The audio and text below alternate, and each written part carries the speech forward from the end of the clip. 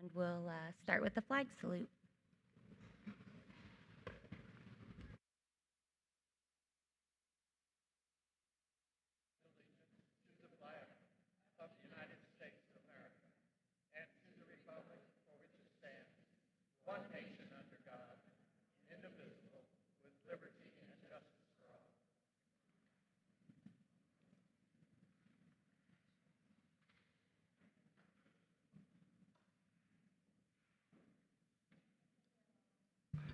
We have all board members present for our quorum this evening, and we'll move on to agenda additions, deletions, and revisions.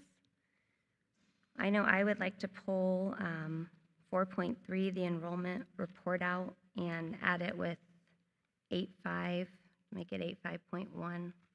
I have a couple questions.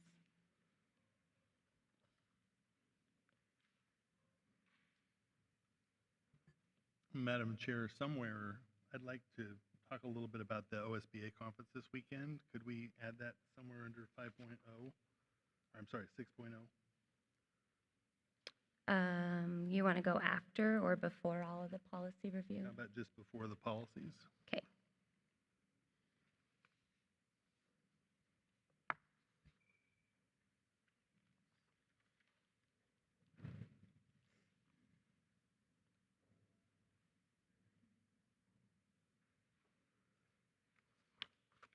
Anything else?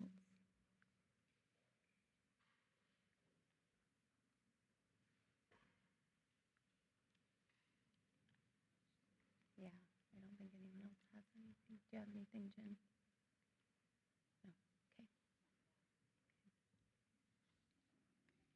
No, I motion for those changes.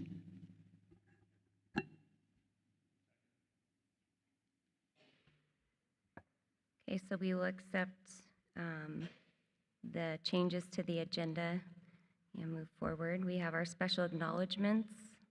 We have Rob Bonner up first with fall sports. Oh, I'm sorry, yes. We need to vote. You can sit down, Rob. We need to take a vote on the agenda. That was my fault. So all those in favor of the changes made to the agenda, say aye. Aye. Any opposed? Okay, Rob, we will now move on to you. Thank you very much. Kind of the fall recap. An amazing fall. I want to start with participation numbers. Last year was our biggest fall that I'd been a part of. Up to date, we had 235 athletes last fall, and we had 260 athletes this year. So it's quite the improvement in just our fall athletes. And winter participation numbers are up as well, and we're looking to continue that trend. So kids are out being busy and doing things. So that's wonderful. We'll start with the academic all-state top 10. We had 2 of our 6 teams this year in the academic top 10. Soccer placed first in the state in 4A with a 3.85 team GPA. So not only did they do great things that they haven't accomplished before athletically, they also did that academically. So I'm very proud of the ladies soccer team. Girls cross country placed 9th with a 3.78 team GPA. Volleyball was just out of 10th place. They were 11th by 0.04%, I believe. They had a 3.65 team GPA. Boys cross country was 13th with a 3.59 GPA. Boys soccer had a team GPA of 3.06, and football was a 3.02. So everybody getting it done there in the classroom with a nice average there. On to our teams. Boys cross country, they were Tri-Valley League champions. They placed 2nd at the OSAA state championships, and Gavin Humphreys was the top 10 medal winner. He placed 7th overall. Great team, young team. A lot of those athletes are coming back, so looking to do, to defend that great job next year. Girls cross country placed 2nd in our Tri-Valley League, and they placed 5th overall. So again, they're a young team as well. Ruby Snyder, she's a junior. She placed 8th overall. So again, a very talented group of runners, both men's and women's, and a lot of them are coming back next year. Football, they made it to the OSAA state playoffs. They were third in league. The 4A special district all league stuff will be released on Friday, so we're a little bit early for all of the results, but I'd be happy to come back next month and maybe bring some of these athletes with us. So, volleyball, Tri-Valley, 4A league champions. They went 10-0 in league. OSAA state championship sportsman award, and they did not place this year at state. But that sportsmanship award is something we're very proud of, and that reflects, our fans, our cheering section. The cross-country team came over from Lane Community College and sat in the stands and cheered for the girls. So that level of support is kind of what turns heads there at the OSAA level, and so we achieved the sportsmanship award. Tri-Valley Conference Awards for volleyball. Player of the Year was JC Villastrigo. She's a senior. She has signed to play volleyball for Eastern Oregon University. I saw a proud dad over there. I don't know. Hi, Scott. So she's wonderful. We're going to miss her a great deal. But she was the Tri-Valley Player of the Year. First team all-league was JC Villastrigo, of course, and Joanne McKinnon. Second team was Paige Wood, Kendall Martinez, Lila Mae Brumble, and Kylie Hartzell. They were second team all-league. Most of them all those four are coming back. An honorable mention was Tylee Cossett and Danner Hemphill. So it was a talented group of girls, and we're excited for next year as well. Girls soccer. Talked about them briefly a second ago. They made history. First time ever went to OSAA state playoffs. I found out tonight that the team that the Cowgirls lost 1-0 won the state title. So when you have that draw and you play the eventual state champions and you play them to a 1-0 match, that's a lot to be proud of, and we are very proud of those Cowgirls. And with their team GPA, it's something to be doubly proud of. Tri-Valley All-Conference Awards for girls soccer. First team, McKenna Duran, Harper Smith, and Anna Bales. So two of those three are coming back next year. Honorable mention was Paige Stewart. Just off of the top of my head, I saw Paige at that championship game. She had 27 saves in that game. She's a goalie, and there were 28 shots. So that was a difference, and what she did was unbelievable. So the heart that entire team played with was really fun for me to watch, and I was blessed to be a part of it. Boys soccer went to the OSAA state playoffs, beating the number 2 team in the state, Tillamook. We went to their place and beat them in a downpour, and that was showed a lot of heart, and that was a great game, great match. Tri-Valley All-Conference Awards. First of all, Coach Brian Housley, Coach of the Year for the Tri-Valley. First team, Jacob Miller. Second team, Cody Ortiz, Esuvio Espino Zarate. And honorable mention, Gabriel Lopez, Andreas Rosales, and Luke Grogan. Many of those are coming back as well, very young team. Kind of a theme there, so we're excited for the future. The thing I wanted to know, all 6 sport teams qualified for postseason, qualified for the state championships.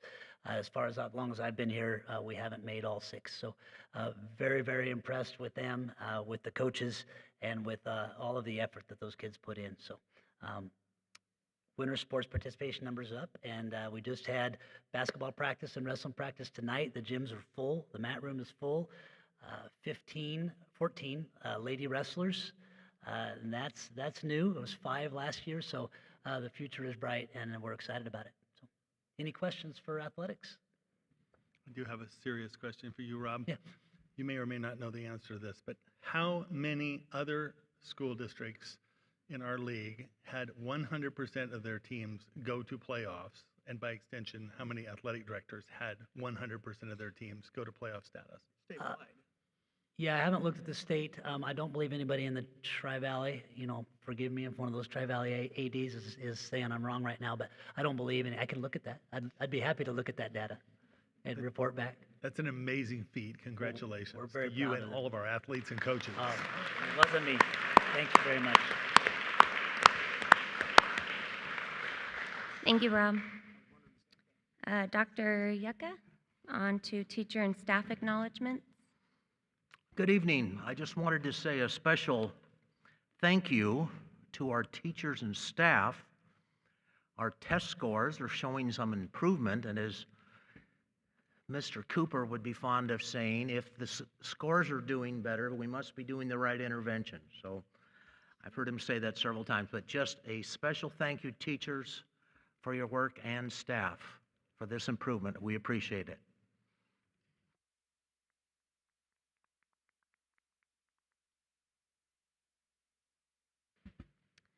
Taylor Troutman, she's going to be giving a school presentation. She is the principal here at Barnes Butte Elementary.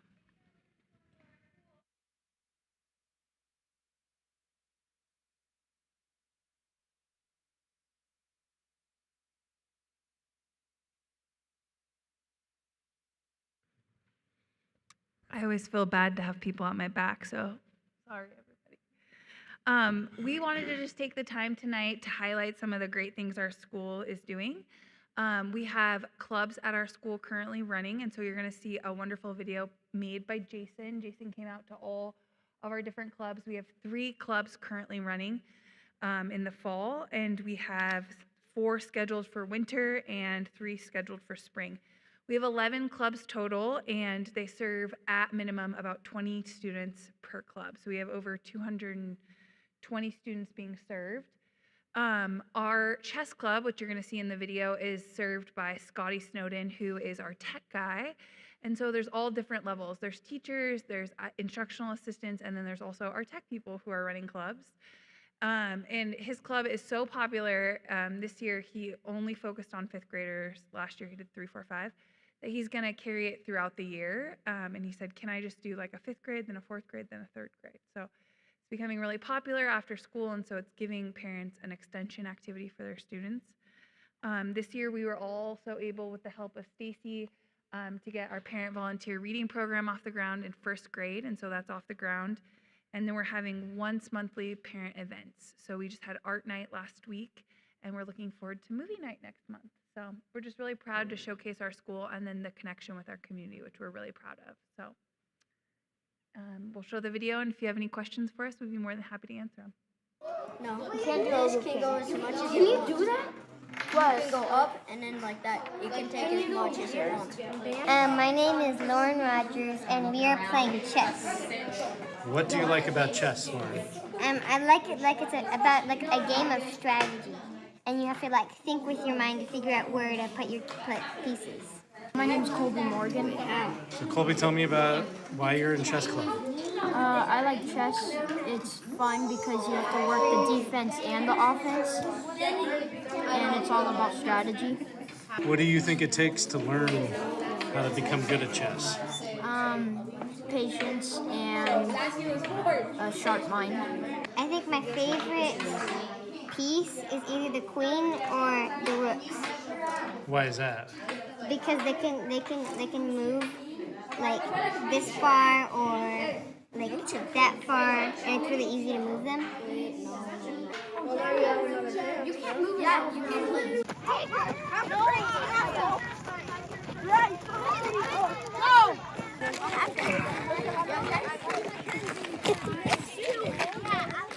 Carter Braxton. How come you guys are in hiking club?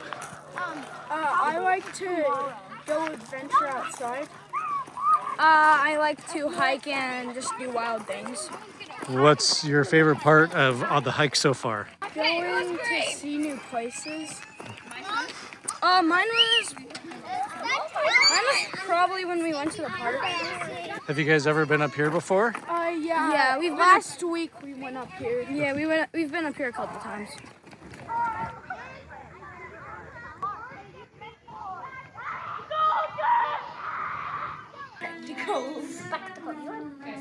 Do you want them this way or do you want it that way? That way. This way? Okay. And then do you want a yellow one on this side too? Or do you?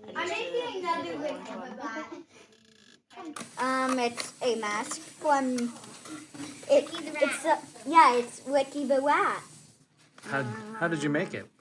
I use pom-poms, feathers, and hot glue, and then pastels. What are you making? I'm making a pirate fox. Pirate fox. That's why it has the eye patch. So I'm going to glue them down to him, and I think that looks pretty cool. Just a bird. It's a bird. How did you make it? I took two pom-poms and I glued them into the eyes, and then I glued some feathers. Do you think mine looks cool like that? Yeah, I love yours. Thanks. George Buckman. How do you do?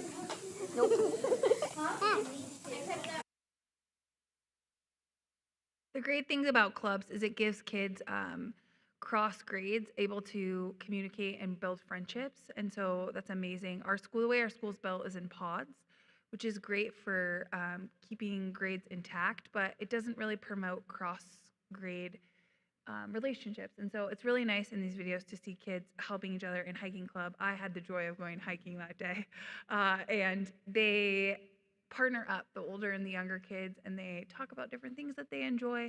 And you see kids excel at things that are different than just academic activities. And so it just finds a love for learning that's a lot different than just school. And so that's a great extension. And that's what we're trying to do with the family nights as well, is just provide resources for families to come to enjoy and just build that positive relationship with school over time. So, Mr. Smith? I agree with everything you just said. It's not possible without you. No. So any questions from the board? I have one. Are the clubs every day after school, or is it just like twice a week? It depends. We have teacher events on Wednesday, so that's the only day that we don't, we shy away from. But it's all up until the instructor. And so the great thing about clubs is it's been so popular here that I have to kind of sometimes say like, oh, we don't have any more space. Like we are full in the library and we're full in all the accessory other places. But it all ranges. So hiking club is outside, which is great. It happens in the fall because it's better. But Lego robotics happen in the winter because it's more of an inside activity, and that can happen. Dance club. We also have tutoring, different types of tutoring as well. So Wednesday's the only day that we kind of shy away from. Basketball skills, we didn't have that one last year, so I'm really excited. One of our middle school basketball coaches, who is actually a teacher at our school, is going to offer basketball skills. So just different things that kids can be interested in and that teachers are interested in as well. Miss Dixon, the dance, she took dance she's a Kirk County High School graduate. And so she's like, oh, I can teach these guys some routines. And they performed at one of our assemblies, and it was a standing ovation. It was so cool to see their friends, and they got matching t-shirts that they bought. And it was just really cool to see the kids not only like learn to perform and work together, but then just to nail their routine and have the whole school get to enjoy it. And when the kids come to an all-school assembly, it is standing room only in here. So it's quite the thing to see. Anything else? Taylor, have you ever looked at the participation rates to see whether our kids on IEP are using those programs? Yeah, we really encourage, and some of our kids specifically, like the dance for, she started that last year, and she said, I see a lot of my kids who have artistic, and they just like to dance after school. Today they were having a dance-off there. It was opera music, and I was like, what is going on in the cafeteria? And they were playing opera music, and the kids were having a dance-off in there. And so it is a great opportunity for kids who have IEPs or need some more services to access them. So it's been a great opportunity. So we don't track it formally, but we do know which kids are needing services, and we have a wide variety of kids that sign up for them, and it's been really great. Taylor, how many kids participate in each club? 20 or more. So it's all depending on how many kids sign up and then how we promote. Like rock painting, they will get 1 million sign-ups. Like rock painting is so popular. And Miss Durham actually sources all the rocks herself. She goes to the coast, and that's how we keep the cost low. And she finds them with her family. Her husband preps them for us.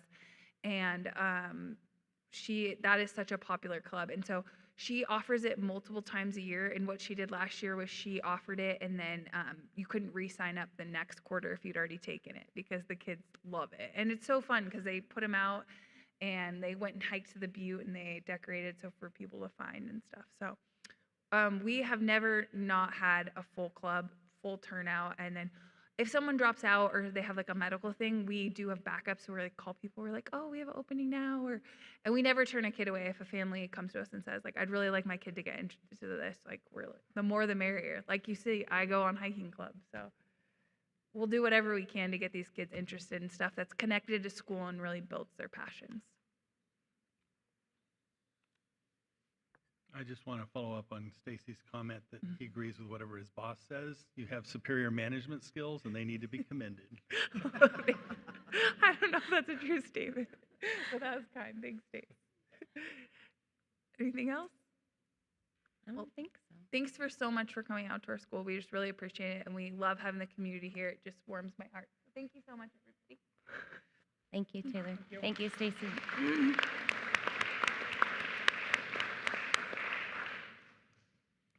Back to you, Dr. Yucca, for the Kiwanis donations. So tonight I want to bring attention to the Kiwanis donations and the many things they've done for our community. Tonight we welcome Marge Turner, who will speak on behalf of the Kiwanis. Please come forward and share some of the great projects that have been completed and what we might do to help.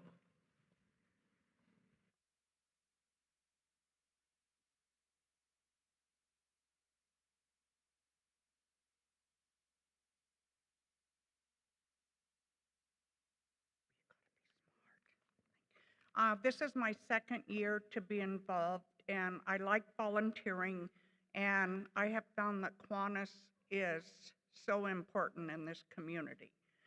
So I am here to tell you a few things about Kiwanis and what they do for our schools and the youth in our community. I am fairly new to this organization, but I am very impressed with all the good Kiwanis does. Our big money maker is our auction, which was held in October, and it made pretty close to $100,000. There was an art picture that I had the art teacher at Steens make, and I was told that that art picture should be at every auction in Prineville. I bid $1,100 and didn't get it. So I made a donation to the art department, and they're going to make me a picture. Casino, we also sell See's candy during the holidays. It takes lots of volunteers and donations to make us successful. We also need some young blood. The Kiwanis has donated heavily to Parks and Rec, the splash pad, and the new park that is being built behind the fire hall. In addition, they have contributed the following to Crook County School District over the past year. $2,700 to Crook County ASB Leadership. A group came to talk to us and we gave them $2,700. They were going to the beach. $3,000 to the High School Sports Booster Club. $500 to the backpack program. $150 to the track sign. $1,000 to the senior party, $4,900 to helmets for third graders, and this is in connection with the center, and I believe Jennifer said she was just at a thing where Kiwanis just gave another $5,000 to the center for these different projects for schools. $2,000 to the Crooked River Fun Run, and then this is $2,000 to the Little League, $14,315 to scholarships for seniors, $2,000 for bike racks. And I know they also gave some money to the Steen Pillar Art, and I can't give you the exact amount. The Kiwanis also has a foundation which is funded by large donations. This has some people that contribute heavily, and that is a different section.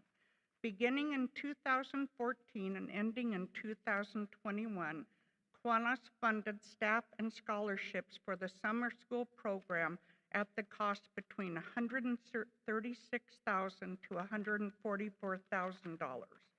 In addition, the Kiwanis Foundation has contributed over $30,000 to after-school tutoring and programming. We would love to see some participation by different sections of the school, you board members, some staff, And maybe some of you people that are attending the Kiwanis or attending the school board meeting would like to get involved. We must remember that it takes a village to do good work for our kids. Volunteering is just not free labor, it is priceless. And if you have any questions, I don't know if I can answer them.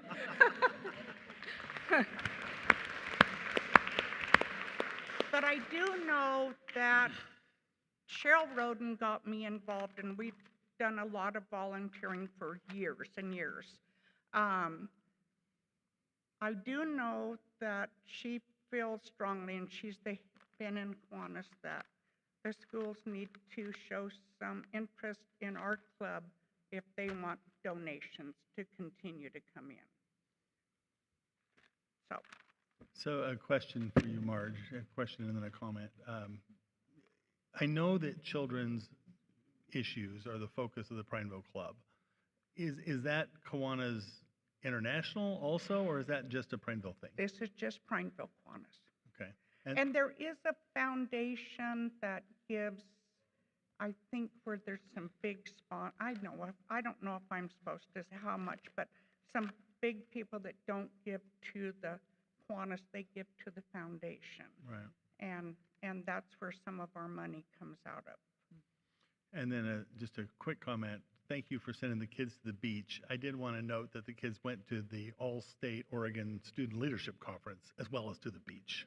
Yeah. At the beach. It was at the beach. They didn't give them, I don't know, I think they paid for the lodging. It was if I very much understood appreciated. It right. filled a gap for them, and they did get benefit out of Yeah. it. So thank you very much for that. Yeah. Anyway, I expect to see some of you at the Kiwanis auction. Bidding. It is amazing how people bid. That picture, I couldn't believe it when my $1,100 bid didn't give it. Okay.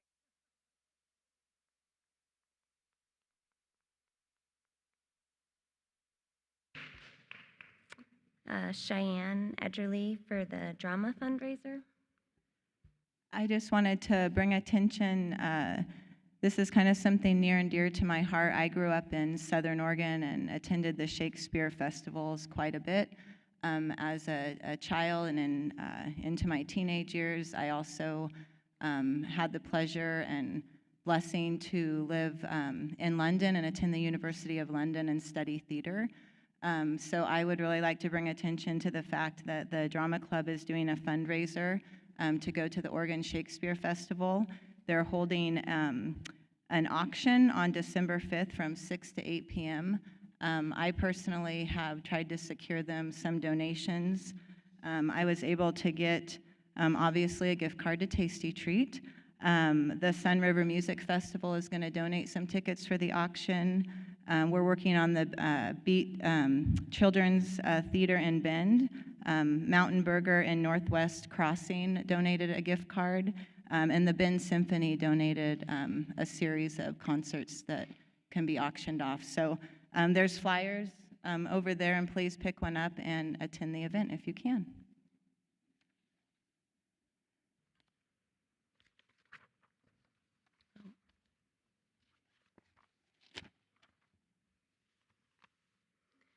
Okay, so we'll move on to Jennifer Knight for the complaint filed against me. Oops. Okay. I had to write it down so I didn't mince my words here. We received a formal complaint against a board member. By policy, any complaint against a board member is addressed under policy KLAR. Staff, can you please display policy KLAR now?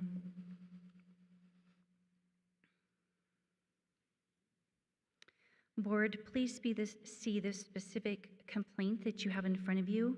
Since this complaint is against board chair by policy, that is the reason I'm presenting to you now.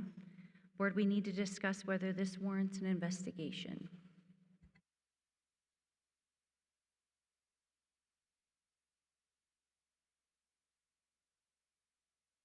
So I can jump in here. Tonight we're looking for some group decision from our team of board members, whether that's choose to investigate or choose not to investigate or delay for more time. but we are looking for some discussion around this and a decision.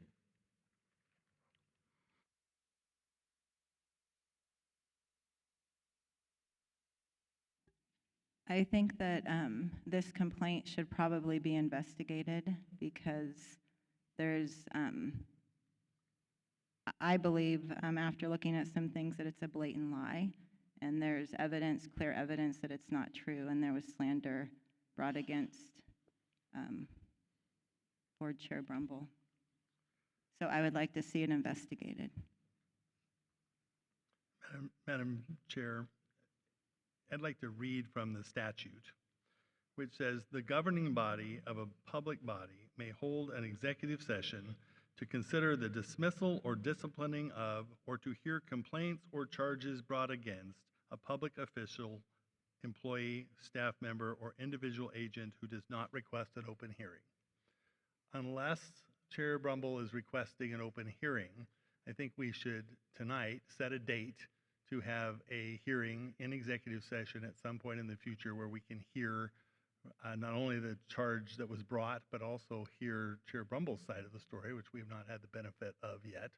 And I think we also have to bring into this the fact that there's an employee, a coach employee, named in the middle of this complaint, and the conduct of an individual board member as it affects an employee also has to be on the table, and we need a lot of legal help to guide us through this as we go forward. But I don't think we should be debating the merits of it tonight. I think that's what the executive session is for, unless Chair Brumble would like us to do it in open session. I would just like an investigation done. Again, my minor child is being addressed or attacked by an adult.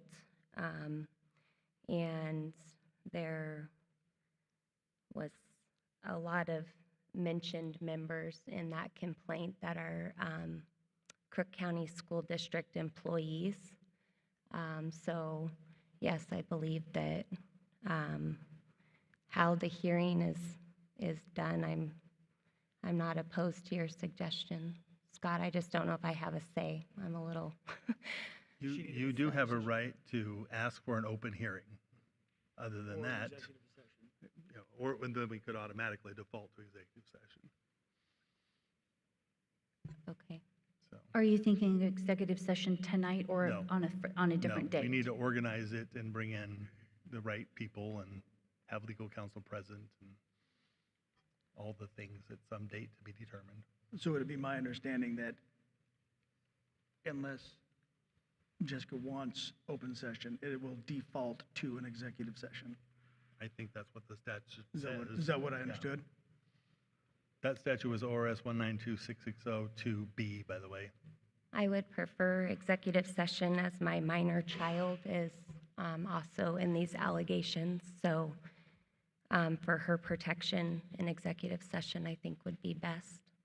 The findings can be displayed in open session.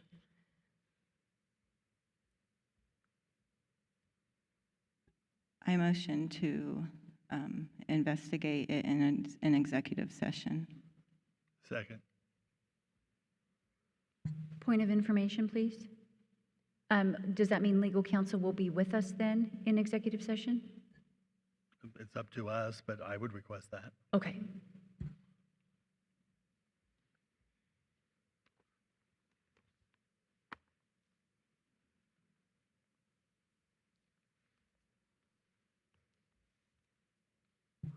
Assuming since y'all are looking at me, I'm going to be the one that says, let's get a vote. Okay, so we had a first and a second, correct? All in favor of going to a later date for executive session, please say aye. Aye. Do I get a vote? No, okay. Aye. All those opposed? Okay, please note that it was 4-0. By the policy, we have a certain time crunch. Do we have a? I'm I don't know if asking we more do. than anything. I don't think know. we do on this one. Does somebody have the policy in front of them? Our policies. Is the policy, do we have a time limit on how soon that we need to act on respond. that? To How soon do respond, we have yes, to yes. respond? far as I know, the notification is the only date timeline. Am I correct on that, Dr. Yucca, from what I've experienced thus far? I have no other information from what you've just said, so I think so. Yeah. I believe it's just, we have a date time frame to announce and, I guess, get together what's going to be happening. But as far as the timeline of how long it takes, that isn't in the policy from what Dr. Yucca and I could find.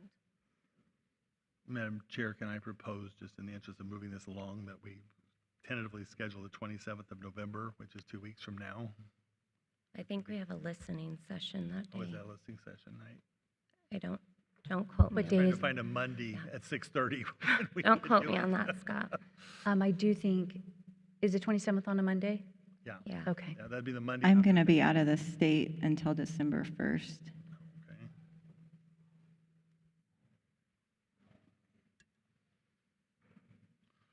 Well, that's a good long trip. That makes for trouble. Can you do it the 11th? I am out the 5th through the 8th, so yes, the 11th I could do. The And 11th? I gotta, actually, I gotta go. Are you gonna, the night we want to tack on an executive session to the board meeting in December, because that's on the 11th. We could do before or after. I want to suggest, having done these a couple times before, you do not want to tie this to a board meeting. You're going to have the longest night of your life. Okay. This is an extensive time. I'm out all that week. Steve's out all week. How about the 18th? Or does it need to be a Monday, or? Just trying to find No, an it open doesn't day have at to be that a point. Monday. But the 18th might be the earliest we could do it. Monday, the 18th? I can do the 18th. Yep. I think Jen is looking at a calendar.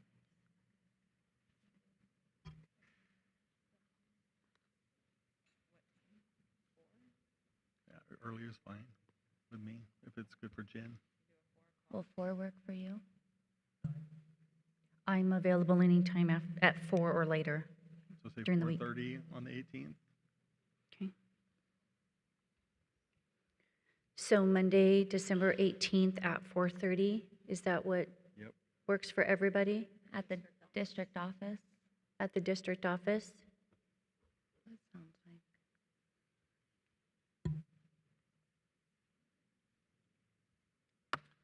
Yep.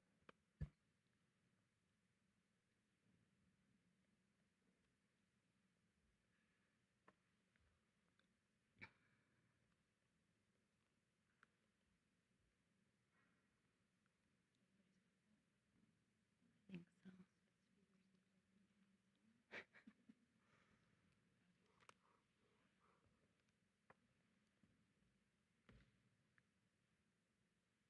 Is everyone good? Are you good, Jen? Okay.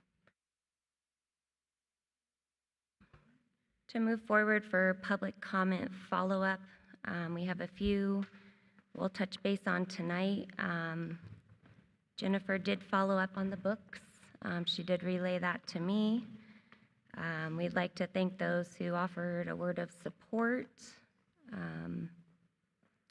And Dr. Yucca, do you know if we were able to follow up on the, thank you, on the request that the gentleman had in regards to state testing and standards? Did you get with Carrie on that? I'm sorry, I don't have a response to that, no. Okay. Doc, I will find out for you on that one if you are here. Sorry, I missed your follow-up, so we'll check in on that for you with Carrie. And then the Trap Club, sounds like was granted funds to get going here in Prineville, so that was good to hear. And in regards to the surveys that were addressed at the last board meeting, Dr. Yucca and I have decided this will kind of drop the surveys with the follow-up. Questions were asked of who issued it, who created it, did two people outside the district summarize results. It was issued and created by a board member and Dr. Hoff. There were lots of summarized results made, but none by the board. As far as that goes. That's all I have for public follow-up. Chair Rumble, may I speak? Okay. So just to address the whole staff survey, just to make sure that we're all clear on the staff surveys, to put this to rest, I have prepared a little statement. So staff, parents, and community, as most of you are aware, in our work session back in July 31st, I did pose a question about having a teacher survey done. This was chatted about, and Joel took notes to write it down on his list of things to do. He then recapped it all at the end of that meeting. With that said, though, I want to apologize about the timing of the survey. I did find an email from Dr. Hoff to myself that stated he was going to send it out the week that the teachers were in service. And I overlooked that part, and for that, I truly am sorry. That being said, am I sorry that there was a survey sent out? Not at all. I think that this gave the teachers the opportunity to anonymously provide feedback for how they are feeling and to give us ideas of things to work on for how we can support them. I don't feel we can be effective as a board working in a vacuum. We need to hear from the boots on the ground on struggles or concerns that they have, and I'm always going to be available to try and support them in any way that I can. So again, I'm sorry that I overlooked that email that he sent to us, or he sent to me, about when those surveys were going out. But I do appreciate everybody who took the survey and gave us your feedback. Thanks, Thank Jen. you. Okay. Madam Chair. Yes. Madam Vice Chair, I appreciate your statement. I do want to say I don't care how we got to the survey. I think the survey revealed some interesting information to us. It revealed information that was deeply concerning to me in reading it. And however it flew in to here, I hope what we do going forward is we pay attention, learn from it, get whatever we can, and make the district better. So I appreciate the fact that you raised it at the July 31st meeting. It was a useful tool, if a painful tool. Thank you, Scott. So we will move on to public comments. So we'll start with Jack Ravenberg.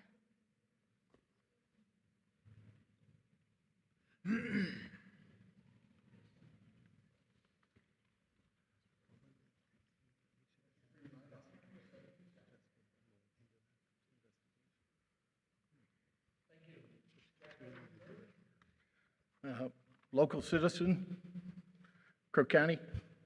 I want to start out just by saying thank you to the school board.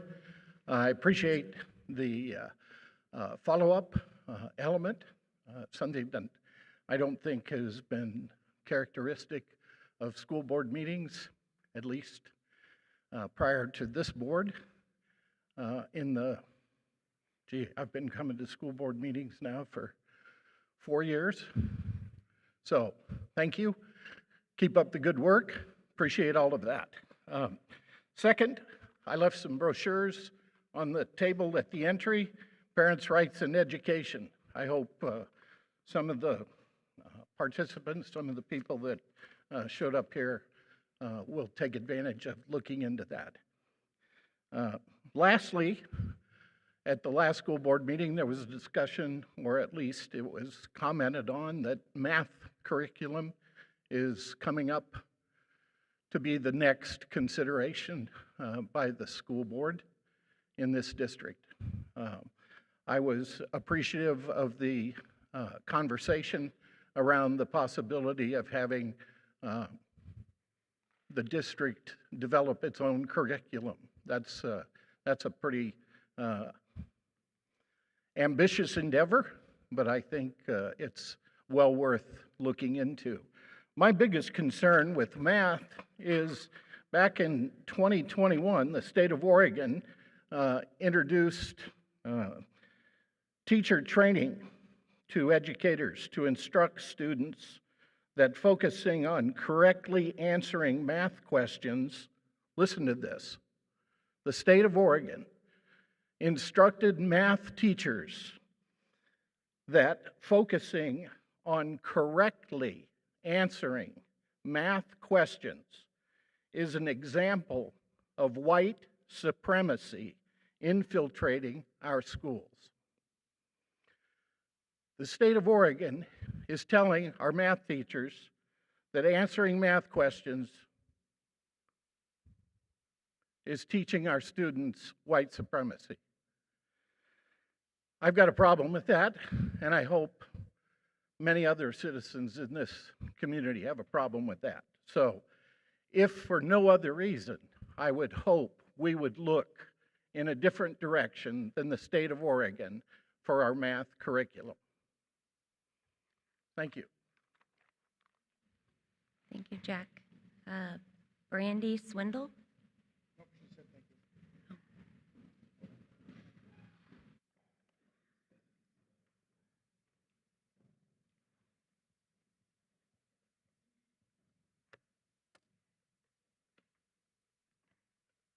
Good afternoon. My name is Brandy Swindle.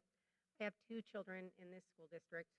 I was made aware about a month and a half ago that school board members are going into the classrooms, first by my child, and then other parents talking about it.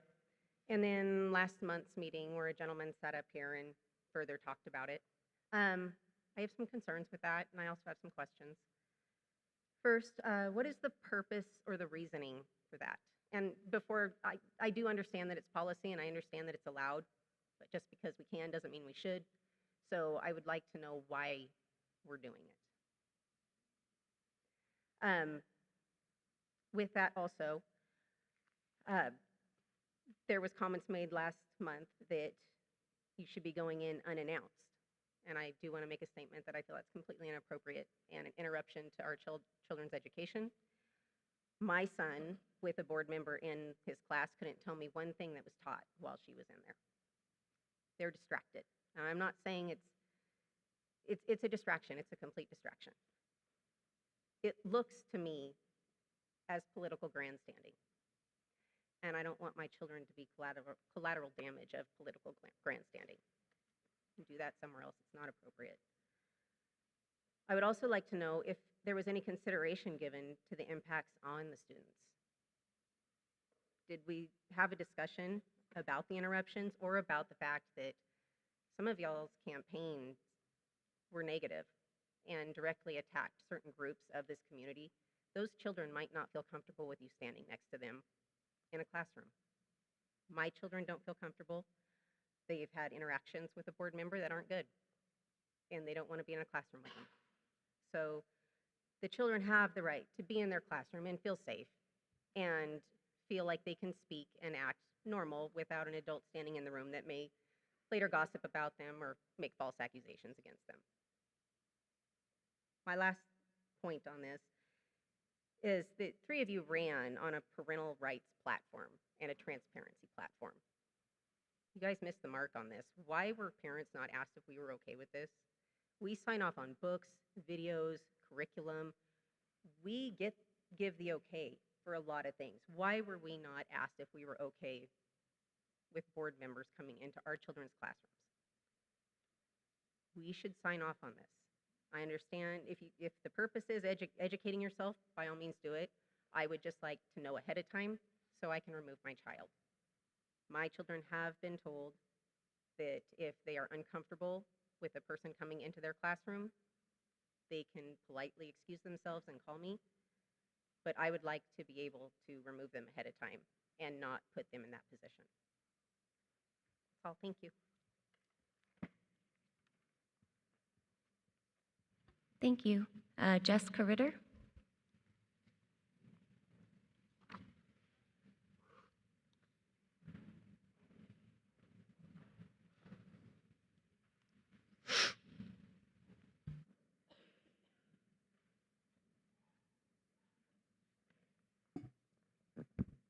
Good evening. I'm Jessica Ritter. I'm here as a concerned parent tonight, but I recognize that I come with the knowledge and experience I gained while serving where you are now. I know it's a difficult role. And that's why I'm discouraged that 2 of you who are new to this have not chosen to participate in any of the OSBA trainings offered to you, including this past weekend, because I believe it would be of great benefit to this district if you are willing to learn more about your roles and responsibilities and how to manage board meetings. That said, tonight I specifically want to speak to what I see as a problematic pattern of behavior by individual board members. While I appreciate the peacemaking nature of Dr. Hoff and now Dr. Yucca, I believe district leadership has frankly tried too hard to meet your endless personal demands, and in doing so, I fear we have veered from policy to the detriment of our staff and our district resources. This matters to me greatly because we are currently in search of a new permanent superintendent, and I'm desperate for qualified candidates to apply, particularly given the poor reputation of one interim candidate who was selected as a finalist, and the fact that most other candidates this summer dropped out. I'm unconvinced we will have good candidates moving forward unless changes are made to board operations and board staff relations immediately. Policy BCD states that the superintendent shall be responsible for all aspects of district operation and for such duties and powers pertaining thereto as directed or delegated by the board. Policy BBAA further clarifies no individual board member may direct the superintendent to action without board authorization. Board members will not intervene in the administration of the district or its schools. End quote. My concern is that individual board members have been directing the superintendent on various actions since taking office that have not gone through the whole board. One such item appears to be on the agenda this evening, the creation of a parents' rights website for policies. Why? If that is a board action, then it should be voted on by the whole board. By contrast, tonight's agenda also includes revisions to policies BBB and BBE. When the lawsuit against our former board was dropped, it was understood that eventually an attempt would be made to revise those policies to say what the failed lawsuit alleged they already said. I appreciate that these revisions will go up for a board vote. That's a good example of taking a personal agenda through proper channels to see if the majority of the board agrees that it's a productive solution for the district. There have been well-intentioned public efforts, like Mrs. Knight requesting a staff survey, and there have been more challenging requests, like creating a paper binder library of supplemental curriculum. Either way, our district needs to stop moving tasks like these forward without board authorization. This avoids the confusion among board members like we saw at last month's meeting. It builds a united front for the board and provides much better transparency to the community since your decisions are all to be made right here, together, in public, by vote. I've given a small handful of possible examples, but it appears to me commonly understood that directives are being given regularly behind closed doors by 1 or 2 board members, and this needs to stop. The superintendent should be freed and entrusted to do the job he was hired to do and not to exist for the personal agendas and requests of individual board members. Also, board meetings need to stay focused on district topics and not, for example, on the activities or interests of your own children. Please restore professionalism to the role. Finally, in keeping with policy BBAA, if any of you hear concerns or complaints from the public, your role is to direct those individuals to policy KLAR, which gives step-by-step instructions on how to handle these matters. This community expects that you will separate yourselves from issues and not discuss them so that you can be available if complaints ever go to appeal to this school board. Please don't put our superintendent or your fellow board members into the position of having to remind you to follow policy or to have to recuse themselves from decisions. Enough is enough. This is my attempt at informal resolution to ensure you all have noticed that some of you have been breaking policy repeatedly since you took office. If unresolved, I will move forward with formal complaints and request the resignation or censure of any board member unwilling to comply with board policies. The OSBA publishes a code of conduct for school board members that some of you may not have seen, and I would like to provide each of you a copy to ensure you all understand the expectations. Thank you.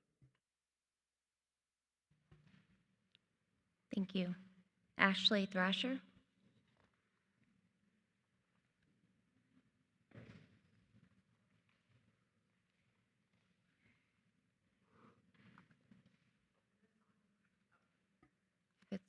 Hello, and thank you for listening. I'm Ashley Thrasher, and I'm a parent to a first grader. I care about public education, I care about my community, but more importantly, I care about my kids. And my parents instilled in me that you speak up for yourself and your family, and when you can, you speak up for others. So I've come before you tonight to ask for help and consider a policy revision to policy BGBD, the visits to school section. Now, I know I've been pretty vocal in fact-checking the false narratives about our district, and I've tried to hold members of this board accountable, but that should never lead a board member to make false statements about a parent and community member, and that's exactly why I'm here. Cheyenne Edgerly, as a member of this board, chose to tell a district employee and who knows how many others that I am a heroin addict. It is inexcusable that a school board member chose to spread a lie that I am or ever have been a drug addict, which again is a total fabrication. Lately, I kind of feel like we've been living in that song, Harper Valley PTA, but this is not small town gossip. This is a school board. Lies like this spread by elected volunteers can damage a person's professional and personal life, and it worries me. How far is a board member gonna go to the extent it impacts my kids? After this false statement was brought to my attention, I sent an email to the board and raised my concerns. And I want to thank Jennifer and Scott for their very professional and respectful responses. It is really appreciated. Within the responses I received, there was one sentence that stood out. Quote, "Post-election, I've been shown ugly information you describe above, including some alleged history with the court surrounding domestic violence and maybe a child custody dispute. First a lie about a drug addiction, and then a report to a school board member about my past. To be clear, it should never be painted as shameful to be a victim of domestic violence, which I was over 10 years ago.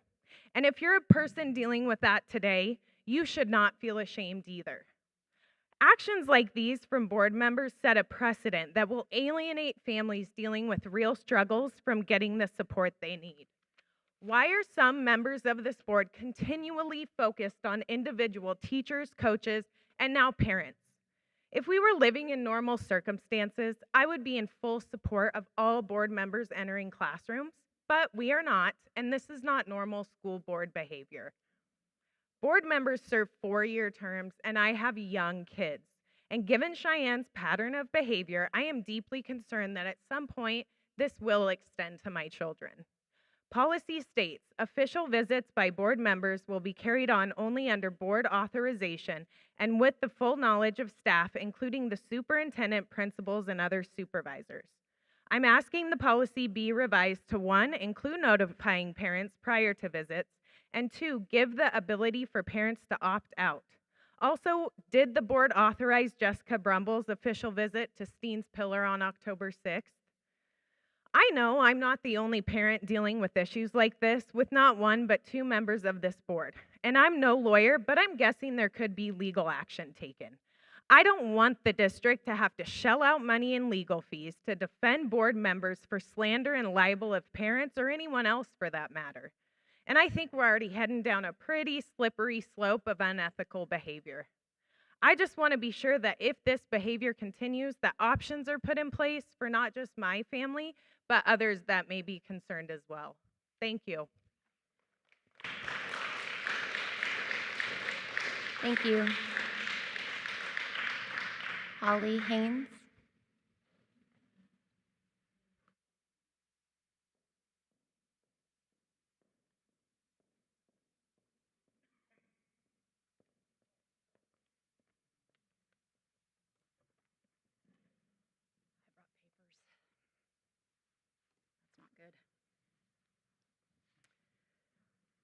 So, am I on here? First, I wanted to commend the current board for what looks like renewed interest and support for the performing arts programs. My family's been a longtime supporter of the arts, particularly music, and I think this is important that we all support these students. I think the drama students in particular very much support this fundraiser to be able to go down to Ashland, so thank you for that. Second, we're going to talk about policy again. This time I'm directing this to Mr. Cooper in particular. I recently ran across School Board Policy JGAR entitled Class Removal.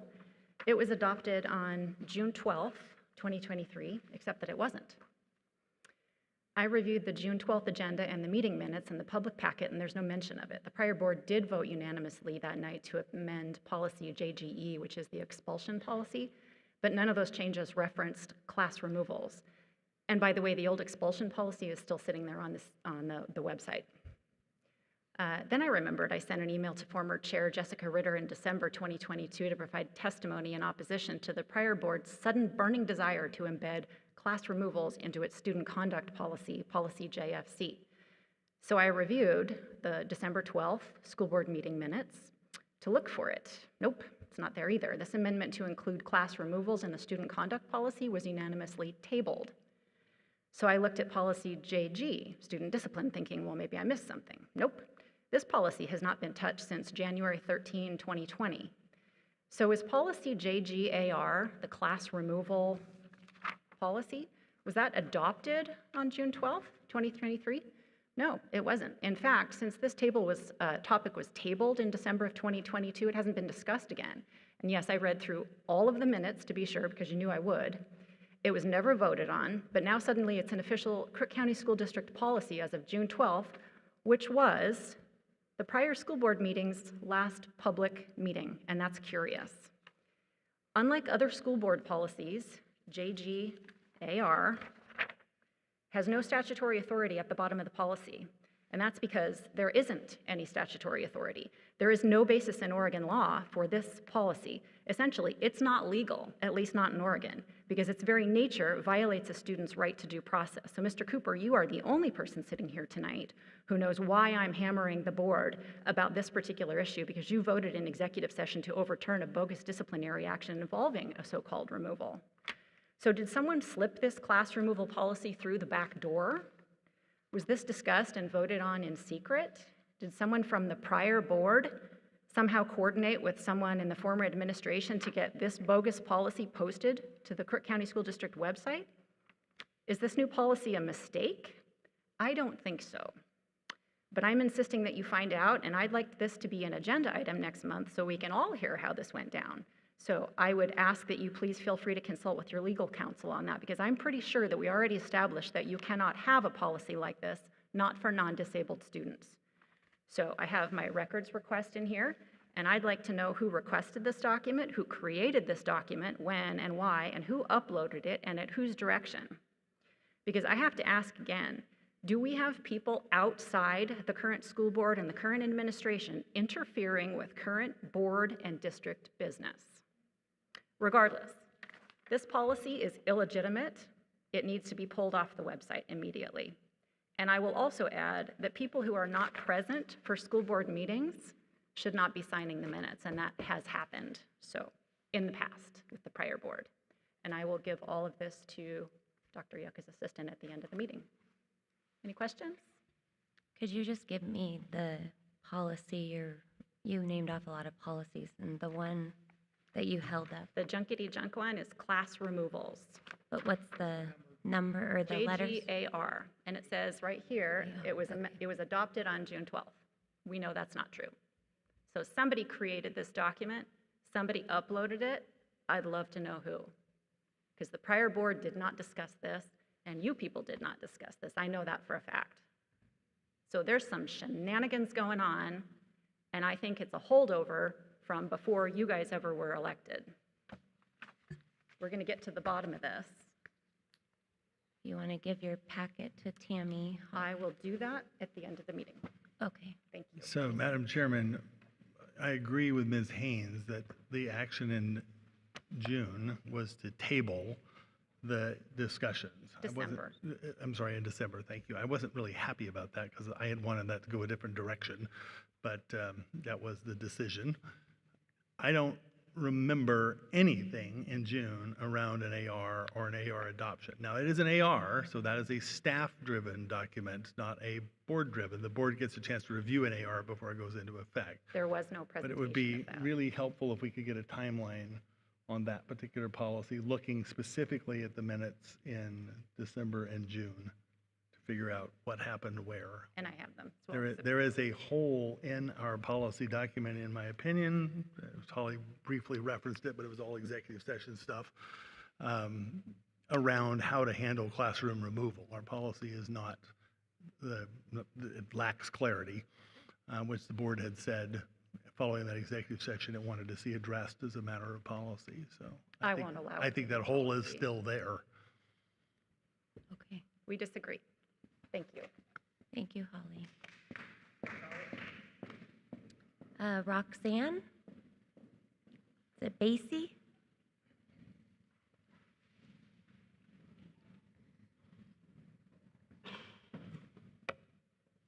I convinced Nathaniel to come and sit with me. I'm Roxanne Cummings Basie, representing Human Dignity Advocates of Crook County. And Nathaniel graciously agreed to come and sit with me. I would like to briefly thank the school board for adding our fundraiser to the agenda this evening. It'll be held on December 5th at from 6 to 8 at the Bowman Museum. And it will be benefiting the Crook County High School Drama Club and the AP English class. It'll be a trip to the Oregon Shakespeare Festival in Ashland in end of May, first part of June. Nathaniel just told me that. And we hope to raise enough money so that all the interested students can go. And it will hopefully cover everything. No one will be left behind. It will help pay for transportation, food and lodging, ticketed events, any miscellaneous items. It's going to be a fun evening. The students are planning a special performance. We don't really know what yet, but they're pretty busy, right? I don't know either. So, He doesn't yeah. know either, so it's going to be pretty cool.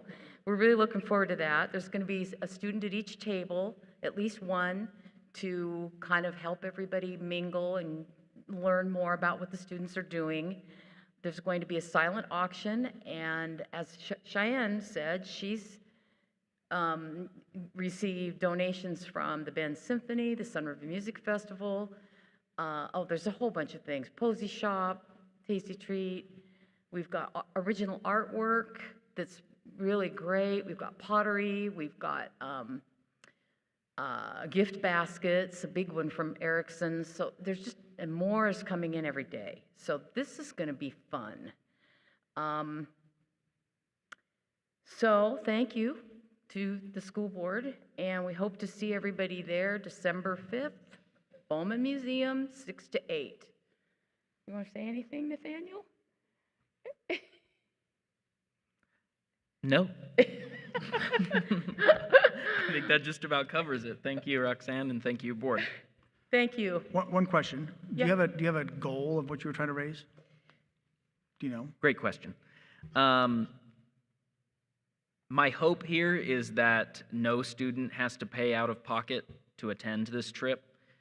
So the math that I've been doing is for 23 students to go, 3 chaperones to go, stay one night, see 2 plays, is going to cost us about $11,300. If we fall short of that, we may have to ask students to pitch in a little bit. If we exceed that, we can take even more, or possibly add a third play. But that's sort of the minimum that I would like, is staying overnight, one night. Students see at least 2 performances. Boy, you're going to be busy. Yeah. That's a schedule. Mhm. It'd be nice if you could stay 2 nights. It would be very nice. Maybe, Yeah. That's up, That would be up great. in the air. Yeah. Yeah. I would vote for that. Yeah, me too. So, thank you. Nathaniel, just a question for you. The Shakespeare Festival last month mailed out a letter to all donors. I got one, describing a new program they are rolling out for school supports to underwrite the costs of things like that. Have you talked to them in the last month? I have, yes. Yeah, most of that has to do with group rates to attend, and that's factored into my math, that it would cost about $45 a ticket per student, which is not bad at all. And then they're also coming up with some programs that factored into that, include some actor talkbacks, some backstage tours, things that I know my students would absolutely love. So I have been in communication with the festival, and they are sort of having a bit of a comeback year after the fires that Southern Oregon experienced. And next year they have a lot of plans to bring in especially students. So I'm hoping that we can sort of ride that wave and bring this back for CCHS students, because it was an important trip for me, I know, and for very many people. So just trying to make it happen again. Thanks. One thing I forgot to say is there's going to be a lot of food. Pizza, candy, cookies, cake, all kinds of good stuff. So that always brings people in. Thank you. Felicia York.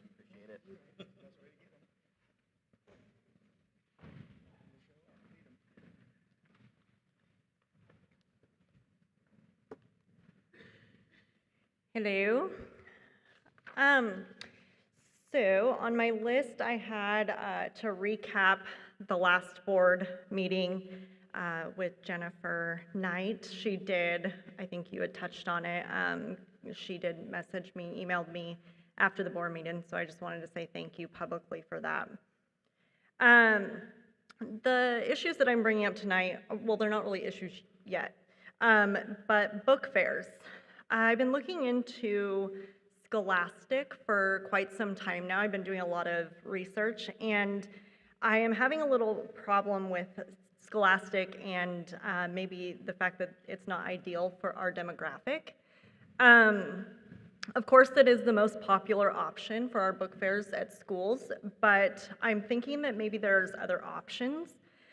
Just on the front page of the Scholastic website, they highlight collections such as social emotional books that would be in the fairs if contracted with the school district. One of the books that caught my attention was Butterfly Boy. It's a book about a young man who's coming out as gay and his transition from childhood into adulthood. That book, although maybe fine for different grade levels to some parents, this is for grades 1 and 2, and I feel like the age appropriateness of that book is maybe in question. Another one is one that I've actually personally checked out from our school district, and that's called Julian is a Mermaid, and it's about a little boy that's dressing up in drag, and instead of just embracing that and letting him grow, his grandmother does embrace it, I guess, and takes him to a drag show and encourages his behavior. And that book is from K through 2. So, and that book is in our district. It's one that I've personally checked out. So this is just an example of some of the books that Scholastic carries and contracts out with the school districts. So there has been brought to my attention a company called Skytree, and it is very similar to Scholastic and provides book fairs. And I do have an email into them to find out what their kickback is for the school, because as I'm aware, Scholastic does send a kickback. We get 50% of our card transaction proceeds and then 100% of cash proceeds. So I wanted to make sure that Skytree offers some kind of a kickback program as well. But your opinions on this would be nice, and I have emailed this to a few of the administrators in the school district to see what they think about presenting this to maybe you guys or whoever we have to. Another issue I wanted to bring up is Battle of the Books, Oregon Battle of the Books. My question is, why do we go through the state of Oregon to do this? Why can't we make this a more local thing, program? The reason I ask is because some of the books on the lists have been questionable at the very least in the past. Just the list last year, I pulled out a handful, probably 5 to 10 books that were, I felt, inappropriate, very much pushing on transitioning genders, all of that kind of stuff. So although it may be fine at home, that may not be appropriate for parents to send their kids and have them reading. And those books are required if you're going to participate. So I guess my question is, can we do this on a local level? And then, to my knowledge, Joel Hoff had made a permission slip. So you have to sign a permission slip for your child to be involved in Battle of the Books. I guess my question is, why are we doing something that needs a permission slip if it's that inappropriate? Thank you. Thank you.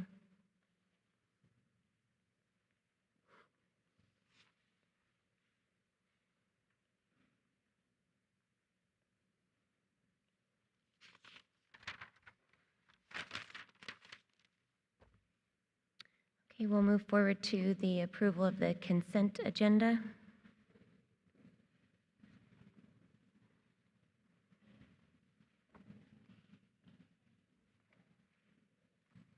Madam Chair, I move the approval of the consent agenda.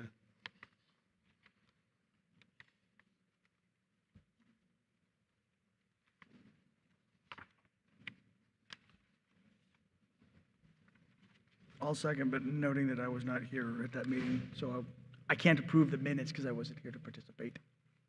But I will second.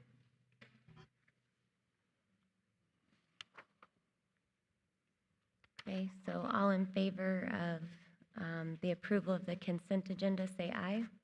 Aye. Aye. Any opposed? Okay. We will move on to 5.0, the superintendent update. Dr. Yucca?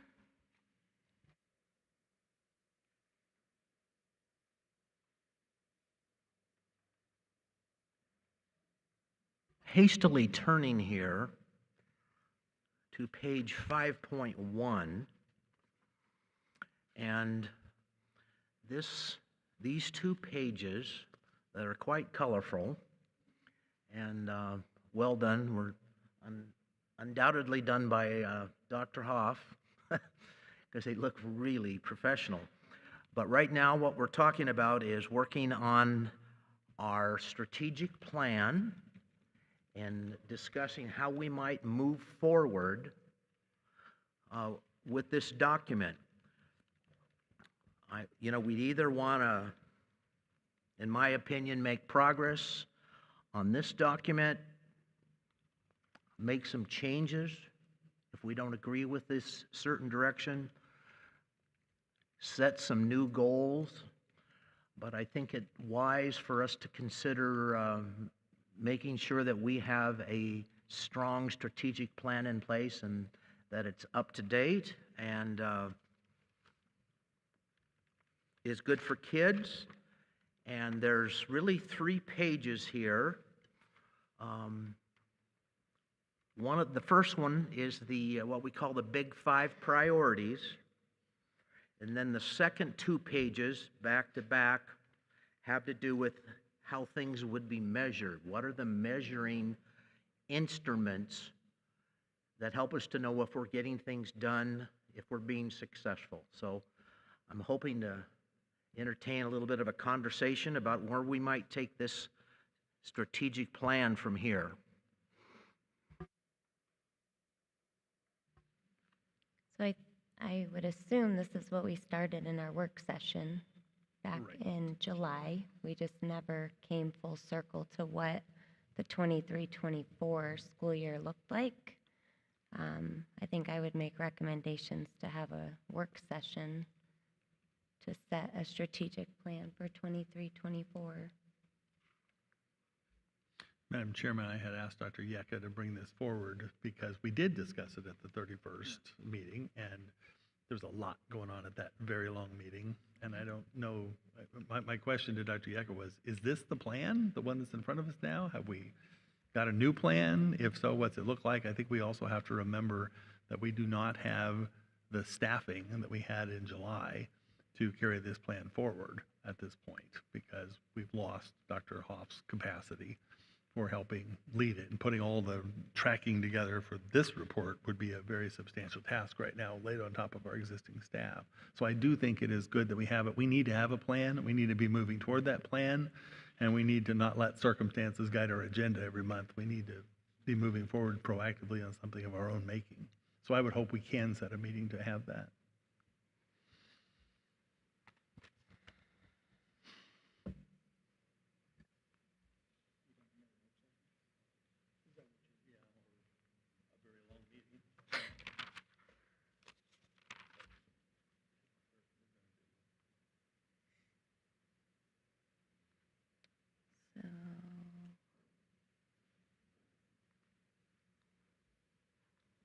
Are you going to want to do a separate date, Scott, or tack this onto a current board meeting?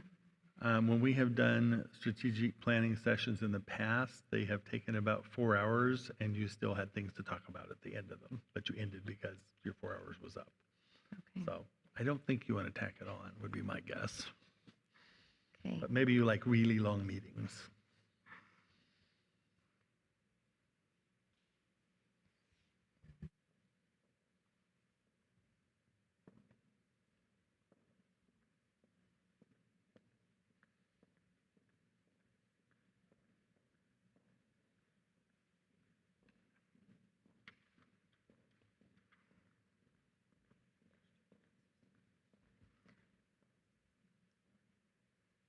So I'm not sure, we're getting into the holidays, so. Yeah, as I look through.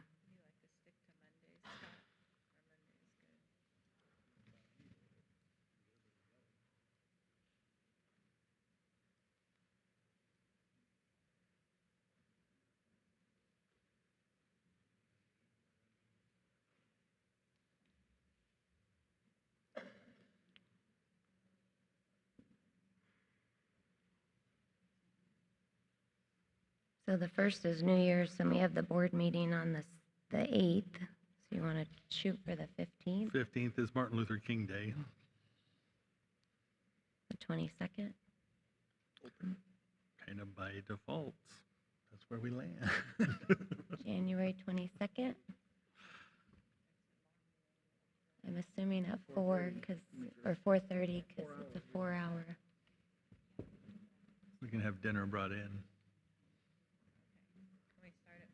So Jen said she can be here Yeah, by it 4. works for me. Okay.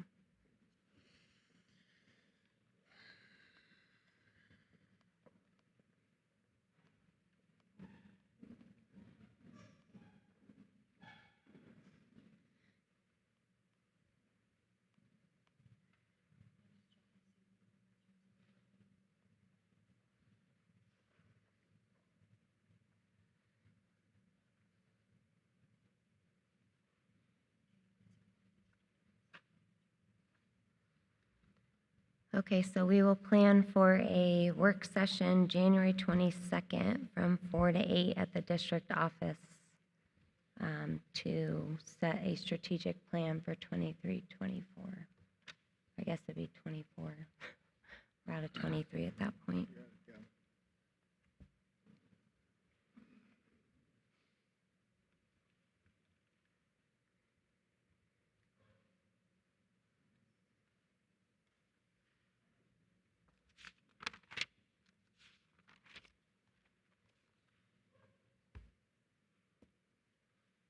Want to keep going, Dr. Yucca? I'm wanting to depart a little bit from the path tonight because I realized that the person sitting next to me has not been properly introduced because I forgot. So we welcome Tammy Parker, our new executive assistant to the superintendent and school board, and we're very, very thankful she's here. She's very high skilled, and we really appreciate her taking this on. So I'll get back to order here. Second. So this next item has to do with OSBA elections, and there's really two things on this agenda, on this ballot. One is a couple candidates that are running for OSBA, and the other one has to do with a change, what are we calling it, the bylaws?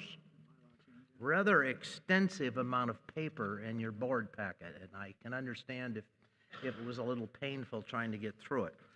But we are early on our review of this.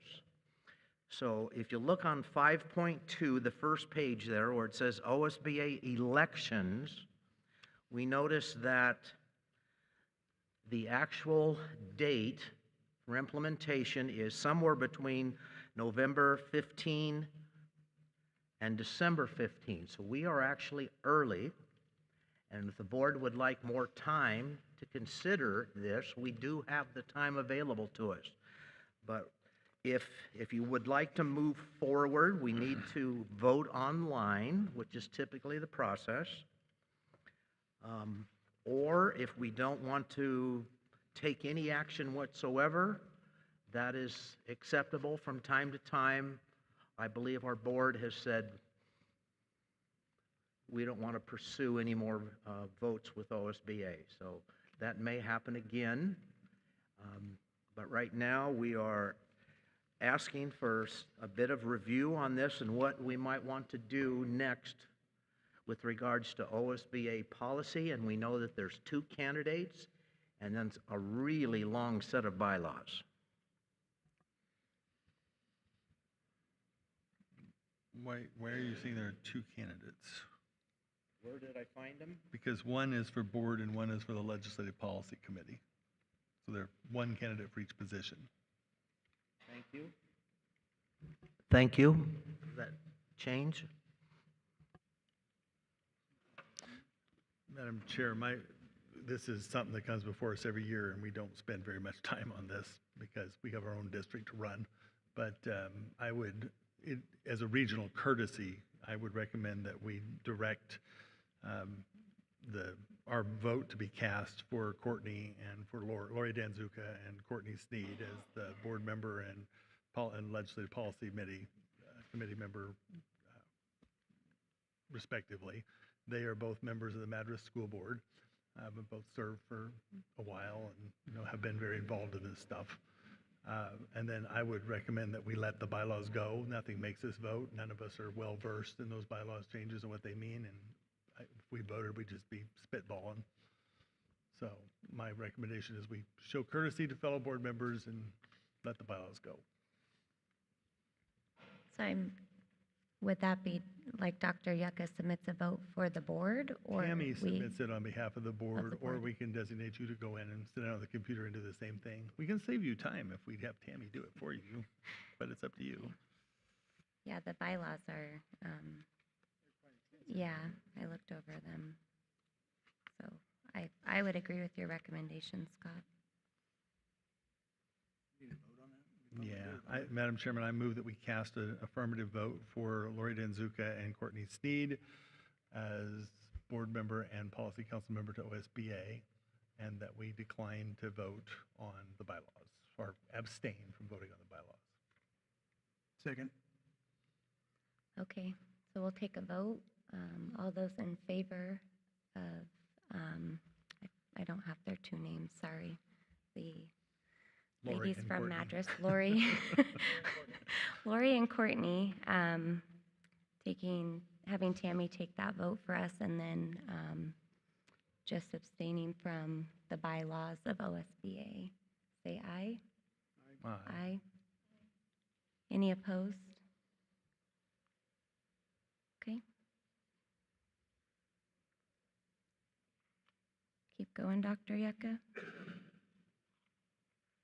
5.4 speaks to parents' rights policy page, which I was supposed to have ready for you tonight, which I do not have ready. We have tried to put a website together, but it's really not going to be, unless it's on the screen partially right now. It is. We have some of it up there and the policies that we might put on there. To me, this has been an important thing over the years, particularly as my experience as a high school principal and then superintendent.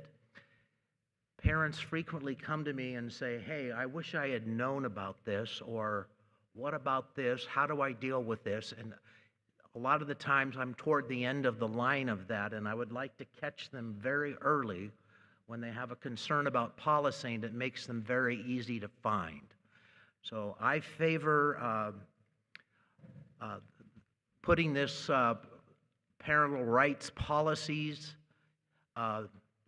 this set of policies together and make it available to our parents on the website.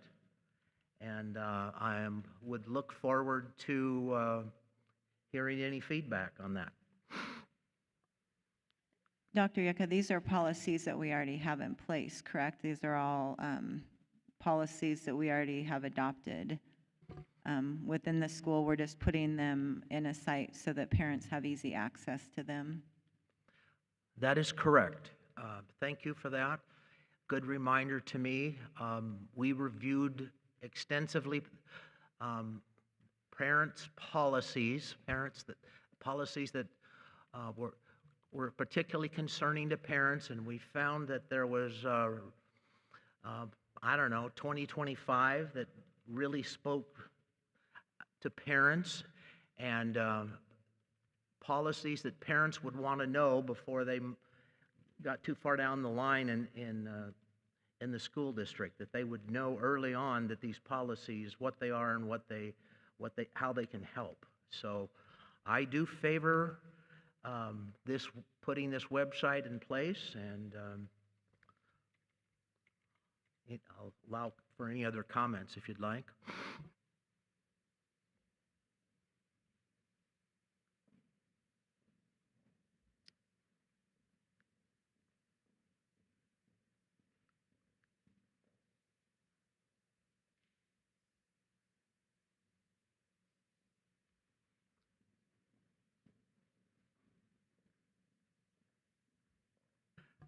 Eric Ryan has reminded me that this is not a live page right now. It's just in a draft form, because I don't have it ready for you. I'm sorry.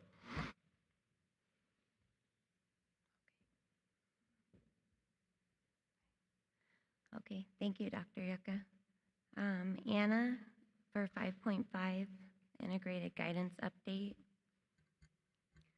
5.5 is a follow-up to a presentation that I made at the last board meeting for the SIA, or Student Investment Account. I tend to be early on things, and after I presented the required report to you, I was on an ODE webinar, and they said they wanted us to also make sure that we gave you the strategies when we did the presentation. So this is just a follow-up where I'm saying here are the strategies. They're listed in your handout. If you have any questions or comments on that, just let me know. You can do that tonight or at any time.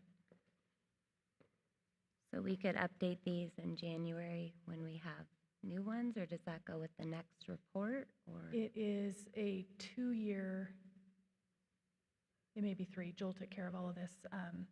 So it was when we applied for our SIA grant. These were the strategies that we put into that grant. And these are actually for the prior biennium. Oh, okay. Any questions for Anna? Okay. So we'll move on to 6.0, the school board update. The 6.1 is the permanent superintendent. Just to update on that, but BTC has developed the application, and it sounds like I talked to Rob Hess today, and he had sent links and information to Eric and Jay Weeks to get going on our sites here locally. And a flyer was given to OSBA, and I'm not sure, Jay or Eric, do we have a timeline on when that will be posted to our website?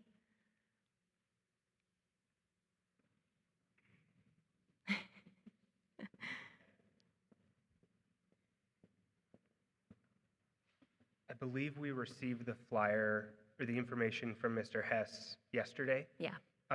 So I haven't spoken yet with Jason or with Tanya about kind of the timeline to develop that. My hope would be that it's in the next week or 2. Okay. We know that time is important on this because it's an open and active application.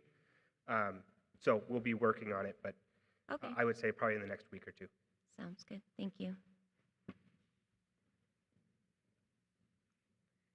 Okay, we will move on to our list of policies for review and possible, yes. Oh, I'm sorry, Scott. Yes, it's on the site. We will not be moving to the policy 6.1.1. Scott, for the OSBA conference. I had attended the OSBA conference over the weekend, and I have to say that there have been OSBA conferences I wondered why I wasted my time. This was probably, in my 14 years, the best one that I have attended in terms of usable information. There were a couple things I pulled out of that I wanted to share with the rest of the board. There was a presentation at the general session about arts and music, which just seemed kind of timely. But they made a statistical point that I wanted to share with you, that the brain requires, on average, 400 practices of a new product in order to build the synapse path up there that allows you to be able to do it easily and automatically. That's called learning. 400 times you have to practice it. If you add an art or music element along with that learning, it reduces the number of times you need to repeat it to learn it to 10 to 20. From 400 to 10 to 20, which is why arts education and music education is so important. If you, arts and music, according to the speaker, are the only activities which activates every learning center you have simultaneously. This is from brain science, which was fascinating. And again, I think speaks to why, based on some of our previous conversations, that's such an important issue.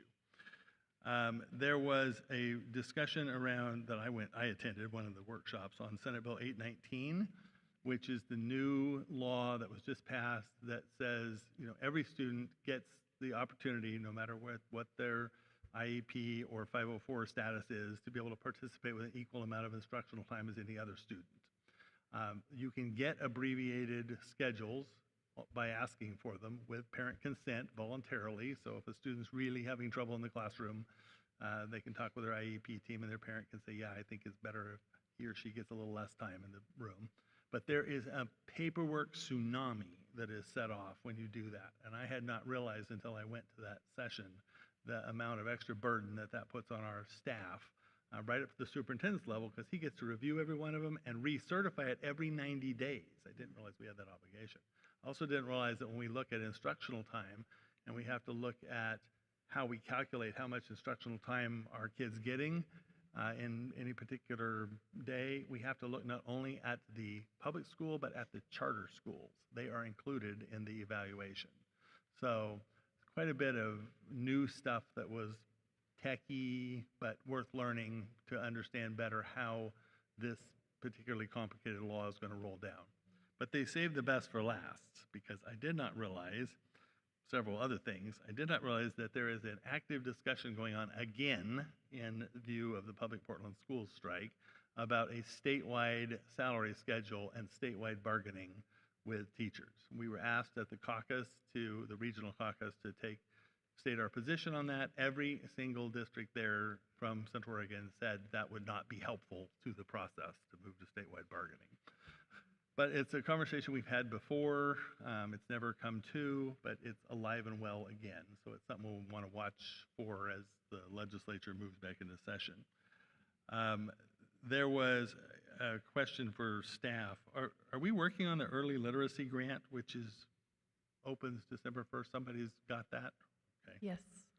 And then lastly, there was a big change in the last legislative session, a new House bill that was passed, and it extended the public meetings law in ways that I had not heard about. It added 2 new categories for which meetings can be held in executive session. It made complaints about failure to follow public meetings law be directed to the Oregon Government Ethics Commission and gave them jurisdiction, and then made violations of the Oregon Public Meetings Law personal to us as board members, not to the organization. So if you're engaged in a public meeting that you're not supposed to be doing and you don't do anything about it, then it's $1,000 to you. There's also mandatory training in that bill, which will kick off January 1, and every board member has to be trained on it at least once in their term for compliance. So, and that reminded me that there's also a compliance, mandatory training rule around mandatory reporter status that we should probably be investigating with the new board to make sure we're up to speed on all of those trainings.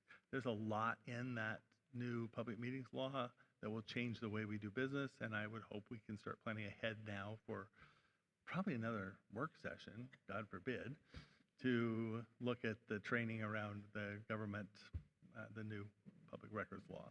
There was a lot in the conference. That's just a very highlight. I hope that everybody will consider attending those trainings in June and in January, because there's just a lot changing in school law, and there's a whole lot of people in the state legislature that think they know your job better than you do, and it's important that we show up once in a while and push back.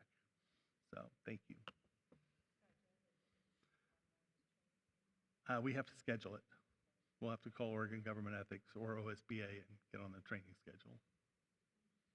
We could maybe have High Desert ESD attorneys do it too. I don't know.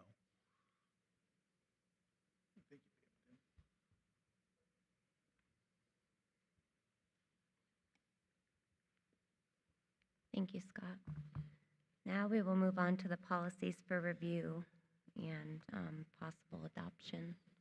So 621 IKAR, assessment, grading, coursework, and format. We have Jake Huffman and Marcus Hayes.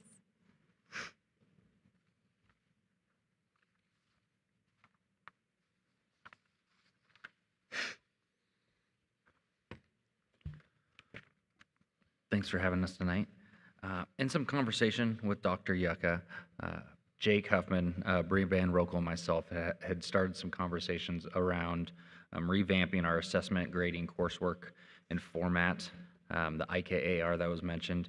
And in our conversations with staff that we previously had, and then in conversations with Dr. Yucca, and then the three of us, our idea was to add a tenet in number 3 in the coursework homework, which would give, I'm going to hand that over to Jake here in a minute, but just give our teachers the ability to structure their work to add more for our students in terms of what our expectations are, in terms of timeline, in terms of what we want from that work rather than just the standards, but also the process.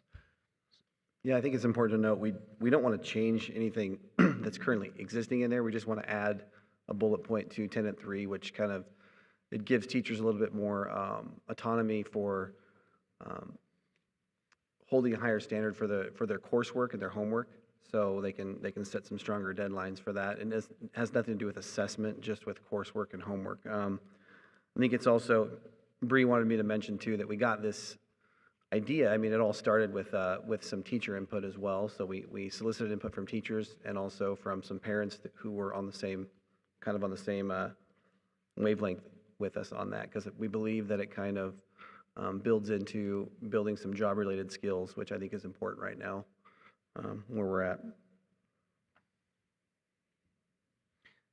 Part of the move away, there's a huge movement with proficiency-based grading, and we are still having that practice with assessments and grading, the summative assessments, that if students struggle, they can show that they've worked on it. They can retake that assessment, but then also when it comes to that daily work, that coursework, that homework, that it gives the teachers the ability to set those deadlines and move from there with the kids.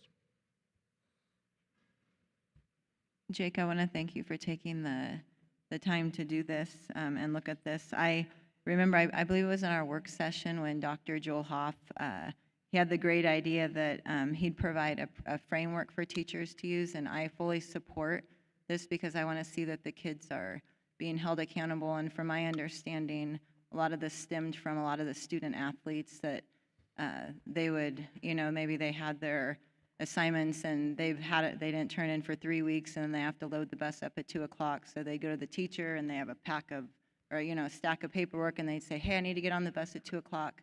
I need you to grade my assignment. And the teacher would say, well, hey, that was due 3 weeks ago. So there was a lot of accountability for the kids to make sure that they were being accountable and getting it in on time and putting undue pressure on the teacher.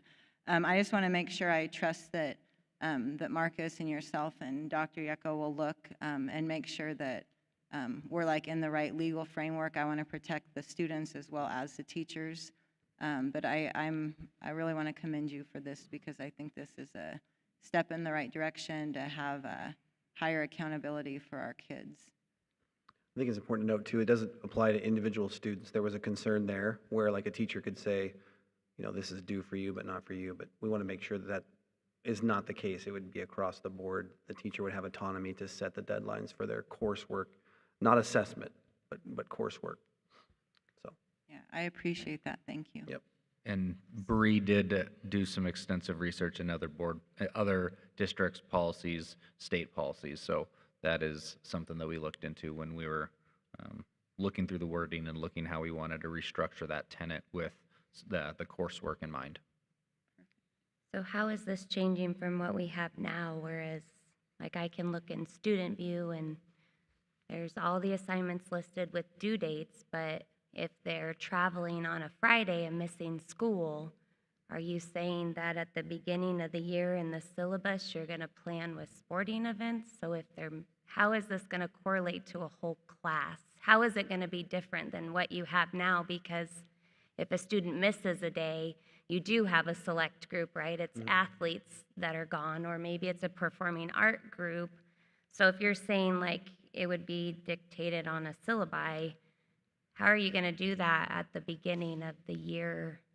I guess I think how right is now, it if a student wanted to, there's, a teacher would have to accept their work no matter how late it was. I think right now that's what ends up happening. So a student, can turn stuff in 9 weeks late and end up getting credit for it. And I think that's what we're trying to avoid with the coursework and homework. We want them to have some sort of deadline. Now, that means if they're an athlete or a student that's going on a trip or whatever, they'd still make those arrangements. There'd still be accommodations made, but it would be up to the teacher to set those deadlines with that student, and be up to the student to have a little bit of responsibility to then communicate with the teacher and say, hey, I'm going on this hunting trip, or I'm going to this football game and I'm going to be missing this class. What do I need to do to make this work up? And Jake did mention accommodations, so that also, students on IEPs, they still have that extended time if that's in their IEP, that there's nothing that we can discredit or deduct points if that's something that is in their IEP as well. So accommodations there. And then does, at the beginning of each sports season, we get there's grade checks on Wednesdays, but kids are still able to play that Friday, even if they have low grades. They have until the following Friday to get their work in. So will our policy supersede OSAA? I couldn't find an OSA where that is. That's not an OSA policy. That's a school policy that we use that is above and beyond the OSA policy. OSA policy is pretty, if you're talking about sports eligibility, it's pretty, Yeah, what's the word? It's not very strict. right. So I'm just, This is stricter than that. Yeah, our sports policy is, yeah.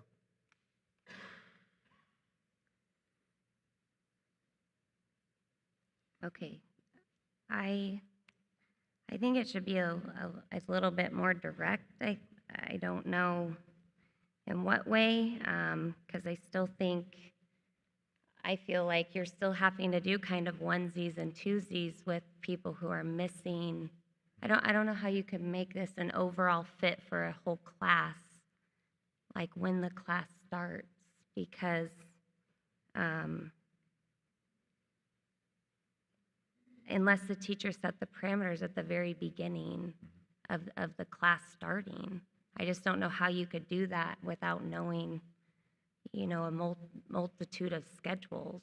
I think what makes sense to me is like, if all things were normal, if assuming the student shows up every single day, the teacher can set the deadline for when the work is accepted. And then after that date, they can then deduct points or not accept the work with all things being normal. Now, if a student has a sport or something else, then they have to make those accommodations with that person. But that's an individual interaction with that person saying like, okay, usually the deadline's here, but since you were gone these days, they would then make that arrangement. But we'd leave that up to the teacher, give them a little bit more autonomy with that, instead of just saying, oh, sorry, you got to accept all work. I've seen where some teachers, it's like 2 weeks after assignment is due, then it may not be accepted after that point. Or unfortunately with trying to fit a full classroom, there's always kids gone. And so there's a lot of the onesies and twosies, no matter what policy we have, because kids are out sick and we have to allow that time for the kids to get that back as well. So not just the sports, but kids that are out sick and allowing that time as well. I think, Ms. Brumble, what some of the problem was that the kids, they could turn it in, 9 weeks later for full credit, whereas, I remember when I was in school, it's like, well, if it's, a week late, you can get up to 75%, or you can't get 100% if you turn it in 9 weeks later, because that's really an inconvenience to the teacher because they've got all that other work. So, I'm in full support of this. I 100% support this as an improvement to the existing practice. I had the benefit this summer during the graduation party circuit of hearing from a teacher who had 300 assignments turned in the last week of school, all of which were written assignments. And there's no possible way to grade 300 assignments in 1 week. So the teacher just passed through all the kids as having turned in the assignments with grades, which is not instruction. It's the opposite of instruction. So this policy preserves that balance of kids do need more than one chance to show they can do it, because the point of education is to show that you have skills and not to check the box and do seat time. But on the other hand, teachers put in reasonable expectations, just like you'd encounter in the workplace, that here's your time. I told you once, I'm telling you again, get your stuff in. This is your last chance. And then if you can't do it, well, then I guess you made your choice. And that teachers would build their own syllabi about preserving the multiple choices, but making their limits as to how many times that is and what time frame you have to do it in after you miss the assignment. And that would make a much better system than what we have right now. I will say, we never intended when we adopted this policy originally that wouldn't be in there. And if you read it without this amendment, nothing prohibits it. But somewhere the cultural idea got started that this was about unlimited chances. And so to undo culture, sometimes you have to have policy. I remember maybe it was the last board meeting, it was, I'll just redo it. Like, turn it in, get something down so you can redo it. Right. And this will give us a foundation to not just allow that at whenever they would like. Well, I think it's making our district, it makes our district shine because we're going above and beyond like what the state of Oregon, just passing everybody and no accountability. And I like what Scott said about, the purpose of school is to prepare them for the real world, whether they go to college or a trade school or, and so there's going to be accountability in whatever they do. And I think this is a step in the right direction.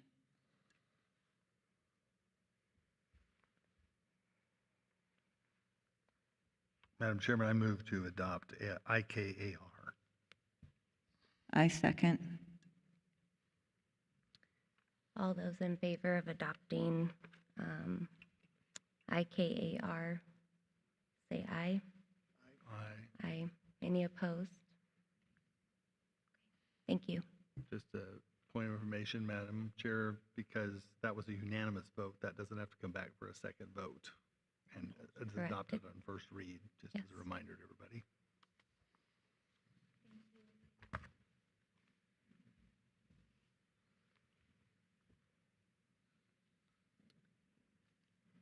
So the next policy, 6.2.2, JHCD, JHCDA. It's regarding medications. The overall largest change is adding in a medication that our school resource officers carry as well. Dr. Yuck, I don't know if our nurses have it or not. Is it just our school resource officers? Is it just our school resource officers that have the new medication? Okay. Currently, yes. Is it headed to the nursing stations? I don't know the answer.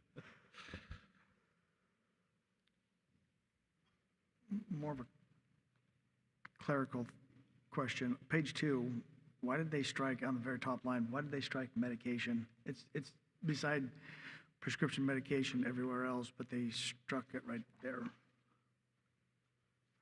Yeah, it doesn't make sense.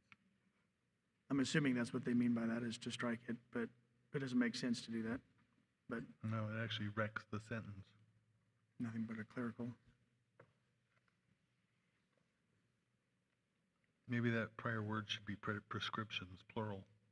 Yeah, that's what I'm thinking too. Yeah, pick one. Yeah, but you could do it by just not striking medication. Leave it as it is, yeah. That's weird.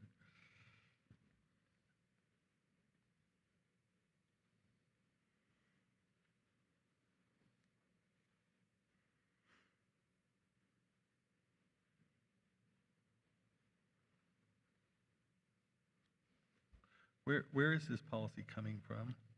Is this an OSBA recommendation? So my understanding is that the list is OSBA recommendations. Correct me if I'm wrong, Dr. Yucca, but I believe that's what you told me at agenda setting. These are all coming from, aside from the first one, all are coming from OSBA. Is that correct? Yes. Point 3, 4, 5, all the way down the line is coming from OSBA. Yes. They're coming from OSBA, and these corrections are their recommendations. Is that correct, Dr. Yucca? That was my Yes, again. understanding. Okay.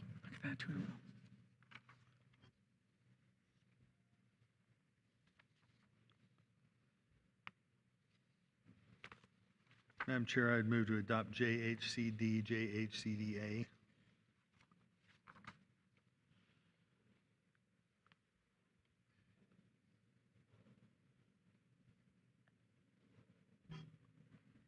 That needs a second. I'll second it with the correction on the medication piece. Oh, yeah. Accepted. To simply not eliminate the word medication. Not strike on page 2.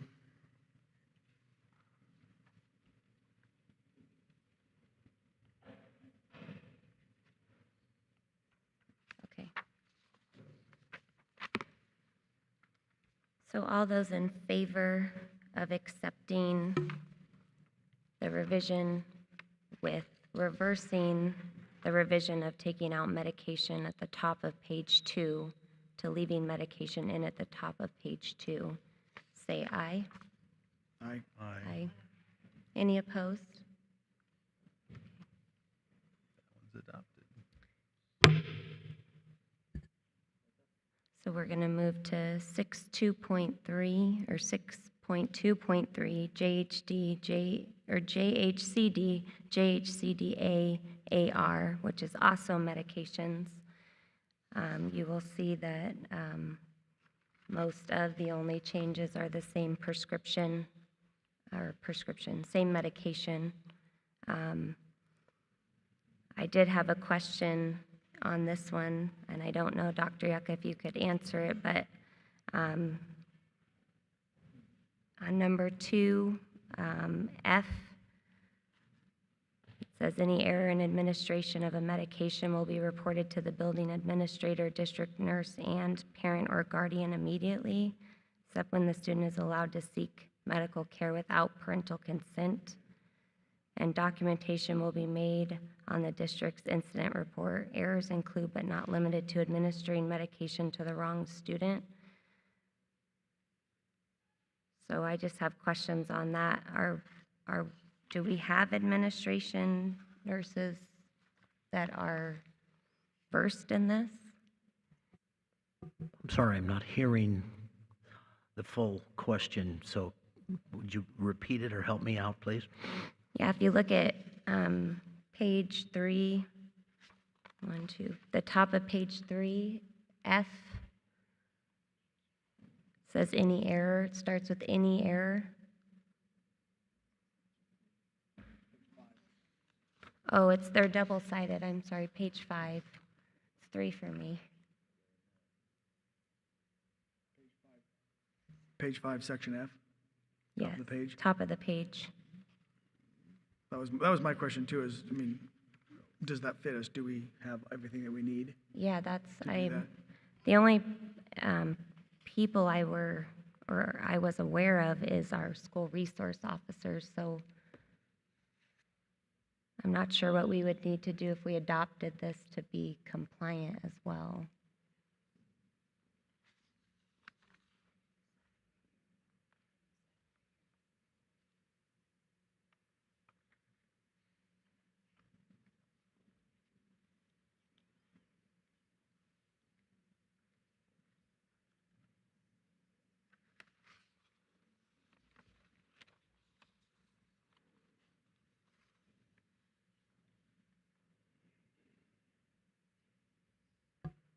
I don't have an exact answer for you. I would think there'd be very few exceptions to the care without parental consent, so pretty unlikely situation, but there may be some students of age that would be subject to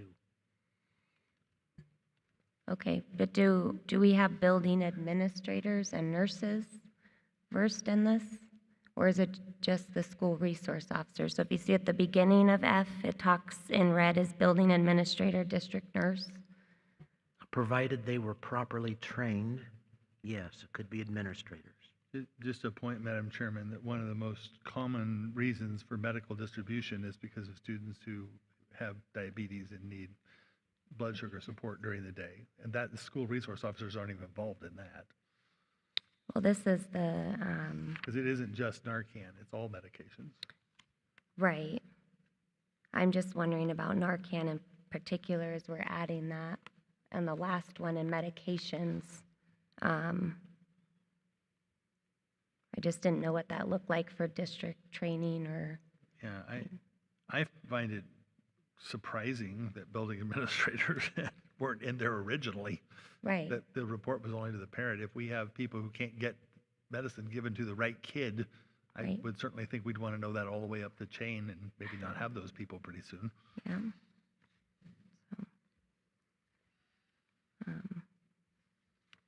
and then I'm going to assume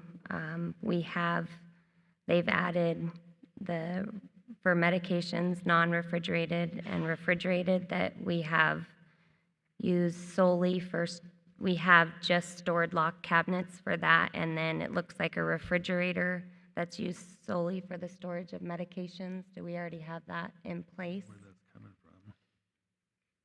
I believe we do, yes.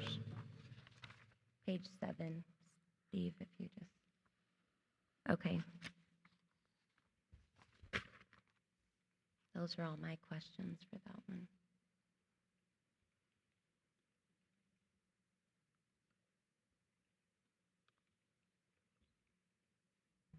Are you comfortable with F then on the page 5, section F? Are you comfortable with that then? Reporting to the district administrator and the nurse in addition to the parent. Or do you want to look into that? Okay with that? Yes, I think so. On 6.2.3, 5 through 8, it says that the student is allowed to seek medical care without parental consent under ORS 109.610. When would a student be allowed to seek medical care without parental consent? Is it like maybe a EpiPen or a diabetes dose? The language is a little, I'm not, Page 3, Scott. it's ORS 109.610. And there's 3 of them. There's 109 point, oh, you've got it. That's right to care for sexually transmitted infections, 610. according to the statute.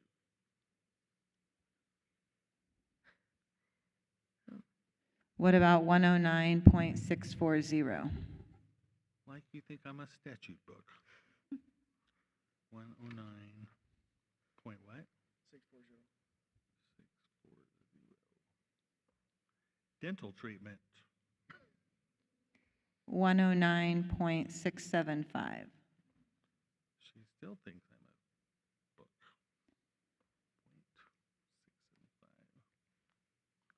675. Treatment for a mental or emotional disorder.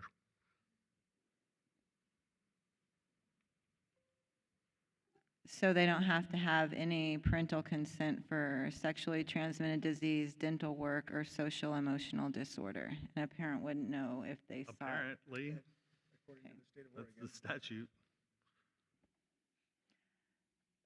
I'm not comfortable voting for this one right now. I need to investigate this a little more.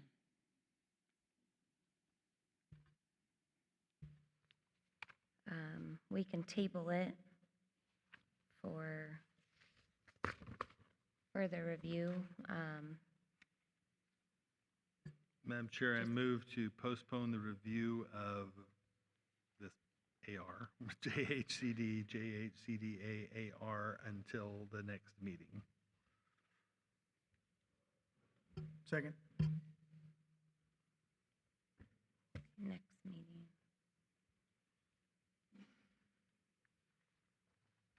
Need a vote? Yeah, I just don't know if Jen's done writing. We're just gonna vote. Okay, I just didn't want to interrupt you. Okay.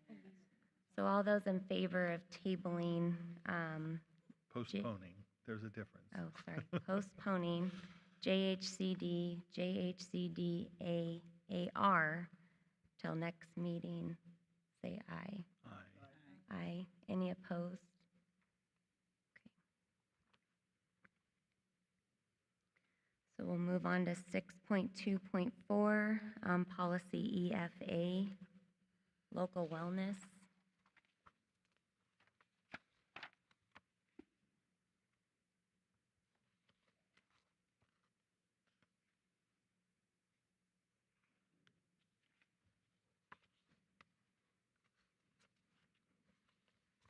Not a lot to this one.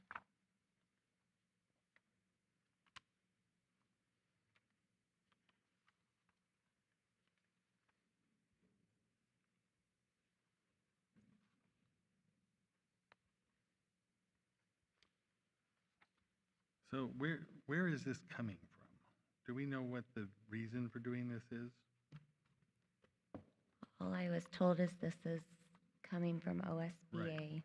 But is it coming out of an ORS change, or is it coming out of best practices, or what are we doing? There's a House Bill 3199 listed at the bottom there. At least on this Where are one, you seeing that? last page. Well, reach over here and point, because I'm on the last page with you. There it is. Thank you. So it also says at the bottom of Yeah, so that must be it. 6.9, this language is not required to be in policy, but this is a required action pursuant to ORS 329.496. I'm gonna.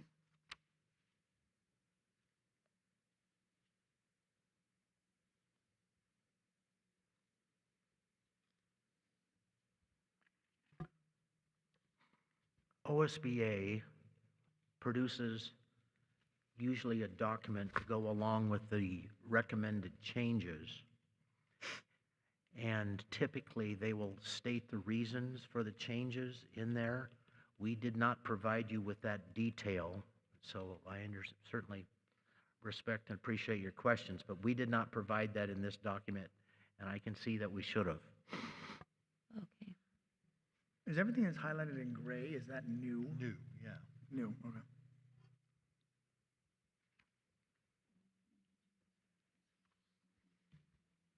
Yeah, and then this one is striked out in blue instead of red.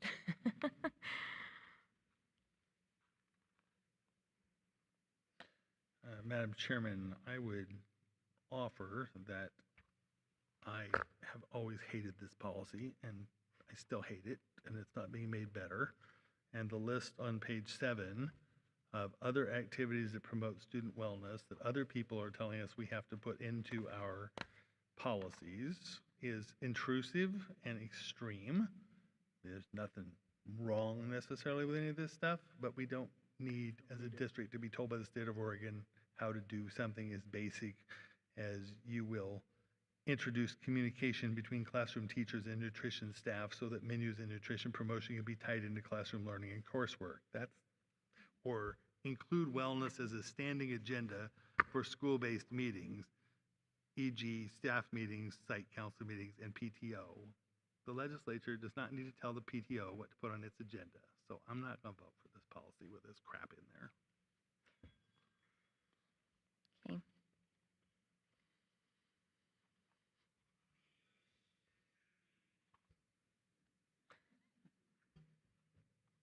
So we already have this, are you looking to just leave our current But policy that was in new. place? We don't have, I mean, if we adopt the amendment, that was new grade line stuff I was reading. yeah, So the existing policy, I guess we leave it as existing. have it as existing, but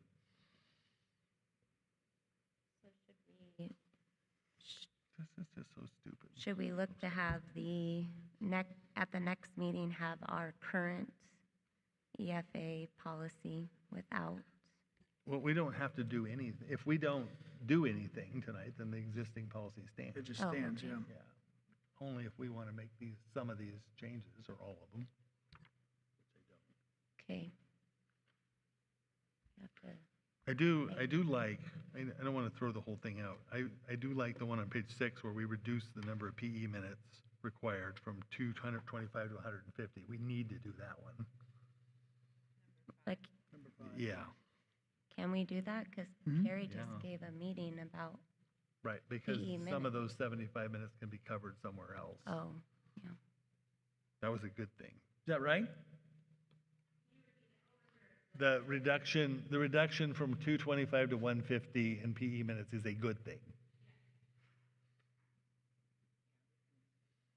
You can make that the only correction, the only adoption that you want.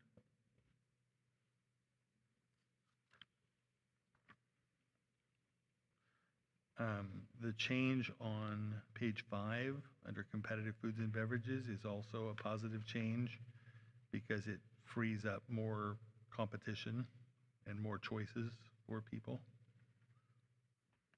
You talking on the strike? The strikeout is good. Leave the strike? Yeah, leave that strikeout, because otherwise you can get into your sports activities and that sort of thing, which is a problem. We've never really been in compliance with it anyway. Instead of butchering this one, can we bring it back with cleaner?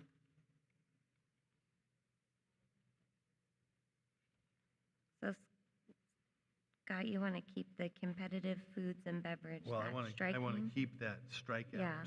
in there. Okay, I'm just trying to circle what, I didn't want to put it in the first place, so great to see it gone. then we want to keep number 5. So you want to strike, or you want to not include everything on page 7? All the add-ons? Yes. The extras, Yeah, I would love to strike that one. not include any of that?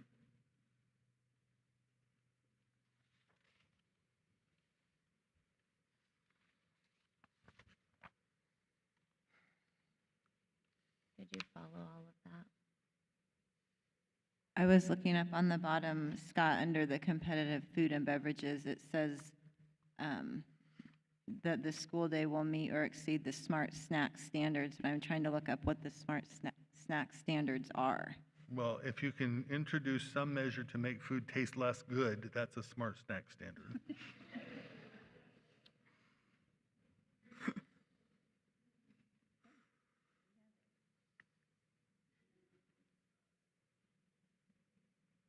Okay, what about the part on fundraising? There's an add-in to that. Under competitive foods, 2 down. What that is attempting to do, I believe, is to force principals to be enforcers of the smart snack standards, and I don't want to make them do that, so I just Or is assume that not just add that language. give them the ability to, yeah, go ahead? Well, if you read it up top there, I mean, it seems to follow, that's why they're putting it So at that point, just strike their, there. Just strike the little ad. the ad. Yeah. This is gonna get messy. That's everything then, if that's the case, other than page 3, community news.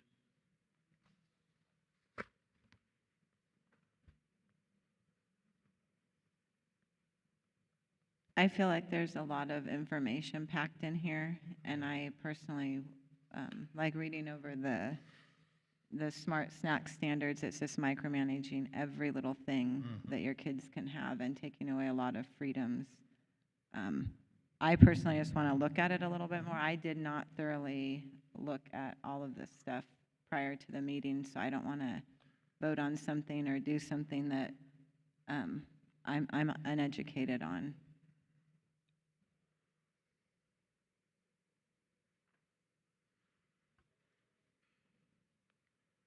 So what if we looked at bringing this back next meeting with the changes Scott has suggested, since he had some, you could take the extra time, well, all of us can, to review a little bit more in depth some of these programs you're not fully aware of, and bring it back next meeting. Probably not the only place that program is listed in a policy. So,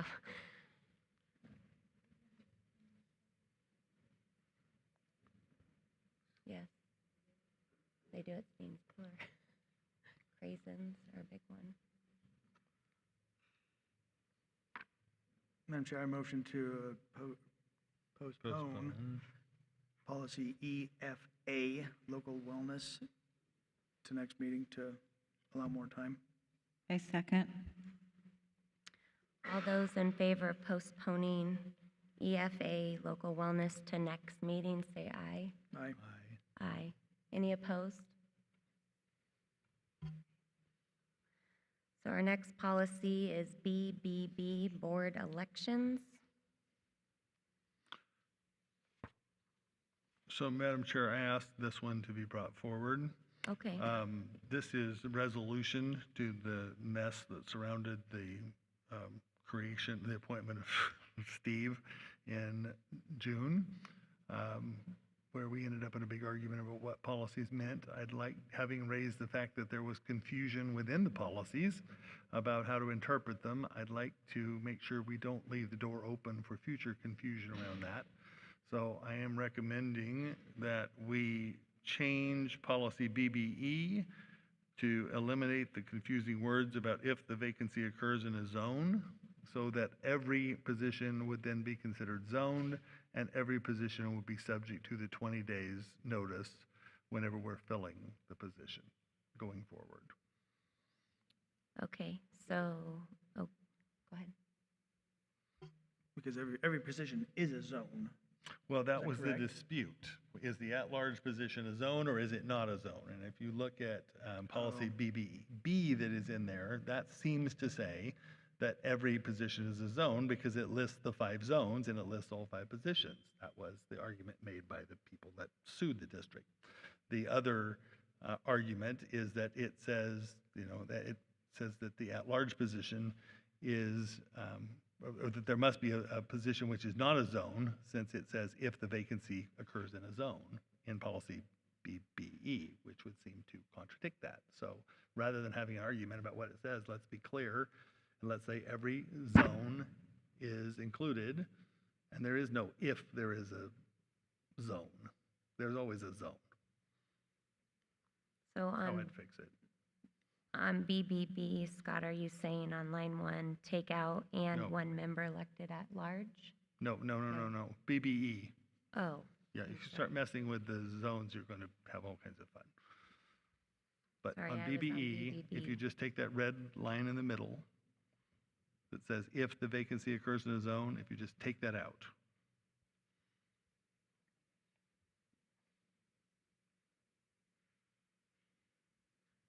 Okay. So that would make it very clear. If you get a resignation, you immediately move to advertising and you advertise for 20 days. Regardless of where it's And if it happens on June 29th, too bad for you, old board. It's going to end up being the new board on June 19th or July 19th that can make the appointment. Okay. Yeah. And if the resignation comes on the 9th of June, too bad, new board, the old board gets to make the presentation. True. Okay, I'm in favor of that. I motion to adopt or to change the policy on BBE. I second. All those in favor of accepting BBE with the removal of if the vacancy occurs in a zone, say aye. Aye. Aye. Any opposed?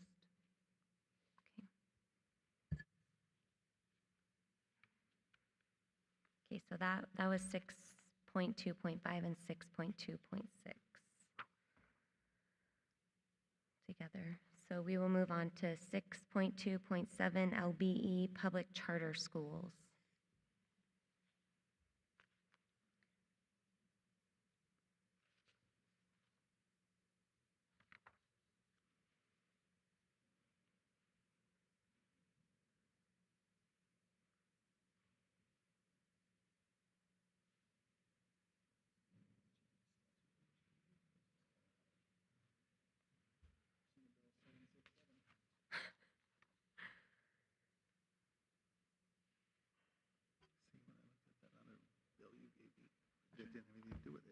So let's see what 6, 7, 6, 7, every student succeeds. Only question I had was, it says the district will, the recommendation is will or will not provide instructional material, may. Is there a reason? I guess I would like to leave may in, because you're putting yourself either in one camp or the other. On the second page, Jen. That is page 2, yeah. On the Right above all the kind of right above all the red. red strikes. Yeah.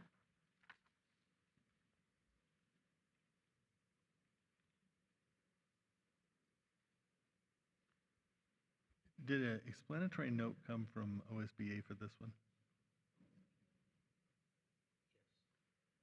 I wonder, Madam Chairman, if it would be, given the complexity of this one, if it would be useful to see the Yeah, I think explanatory so. note before we move on it. I would agree to that as well, because there's a lot stricken. And it seems like very few added. Well, I'm looking at the bill. The bill is shorter than the policy, so I'm not Okay. exactly sure how that can be. Okay, so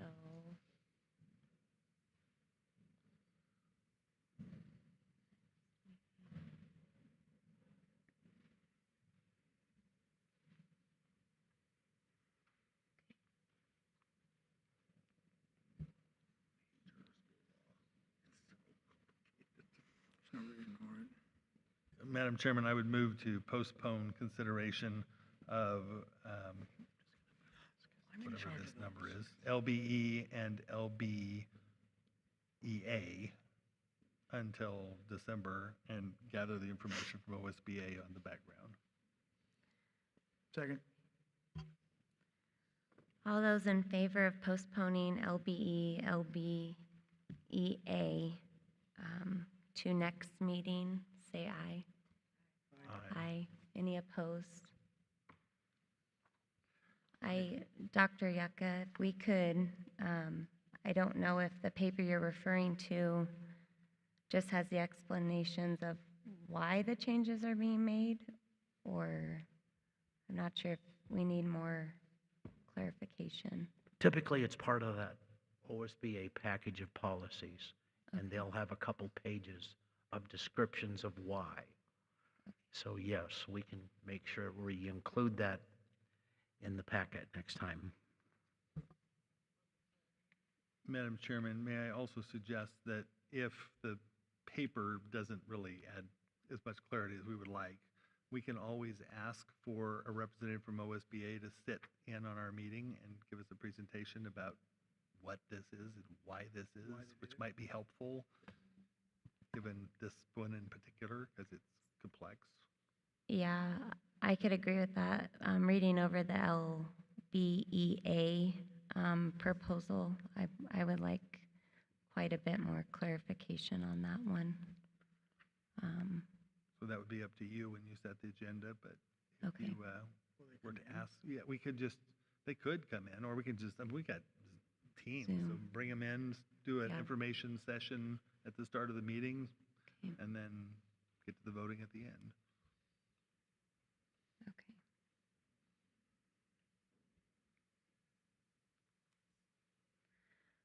Okay, we're on to Leland for facilities, 7-1 modular classrooms.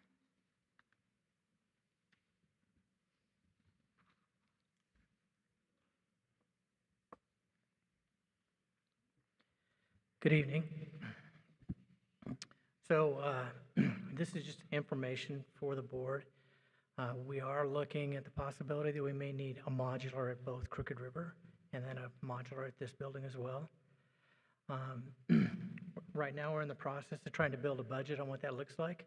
So we've been looking at what the utility costs are to get the utilities to it, as well as we've been working with the modular building suppliers so that we can get a cost on the buildings. We kind of have a rough estimate on the buildings themselves. But once we have that full budget in place, then we have to come back to the board because it's definitely going to be over $150,000.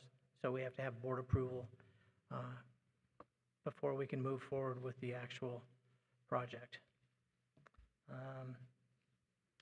The reasons, I mean, we're seeing school capacities Barnes Butte cited that they had an increase in highly impacted students this year. And then Crooked River's going to have to set up another room next year. So, any questions? Leland, is that 150 per building, or is that both? The buildings are about 250,000 each.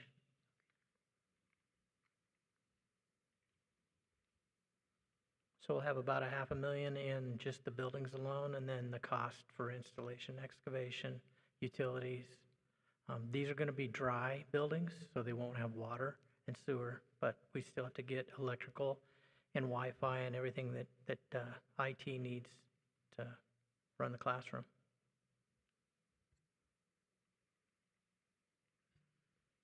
Leland, did you say you're projected to have these in for next school year? Yes. You said you were going to use those for highly impacted students? I don't know if they're going to use the mods for the highly impacted students, but they need more space in the building for highly impacted students. What I'm wondering is, depending on the use of the buildings, that water and sewer might be useful. The building at Crooked River, the location that we've tried to site it is really close to a restroom. This building here, it would be sited just back on this back side of the building, so they would actually have access into the cafeteria. And I plan to put card readers on the doors so it's easy so the kids can get in and out.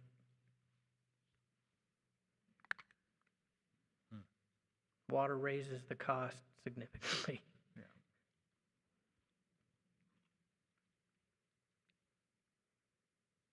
I mean, and we're not done, with our initial planning for the building. So I have met with both of the principals and talked to them, and we talked about wet or dry mods. I don't think they've fully decided who they're going to put where. So that could change some things if we decide we have to go with a wet building. At that point, it's just a space issue. Regardless of who's using it, it's just a space issue. Yes, yeah.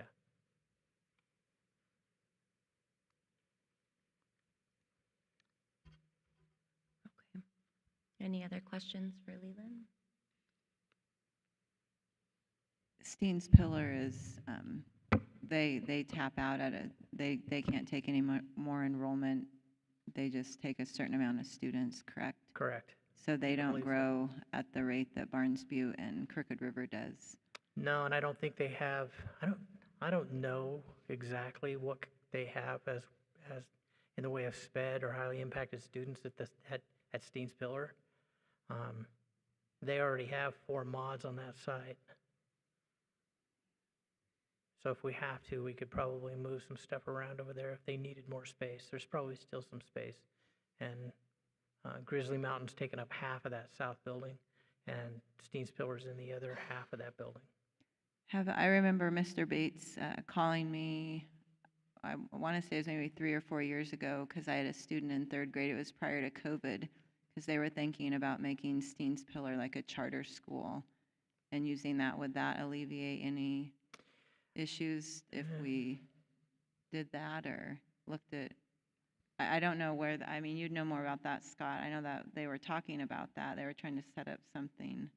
I remember getting a phone call about it. We never talked about a charter school. A magnet school, maybe. Yeah, and doing like a K-8, because he was wondering if we would be willing to keep our kids to go to 6th grade there instead of going to the middle school. So I'm not sure if that's something that was discussed, or if I don't know. But I'm wondering if that would. It may have been someone's dream. Maybe. It never made it to this table, I can tell you that. Yeah.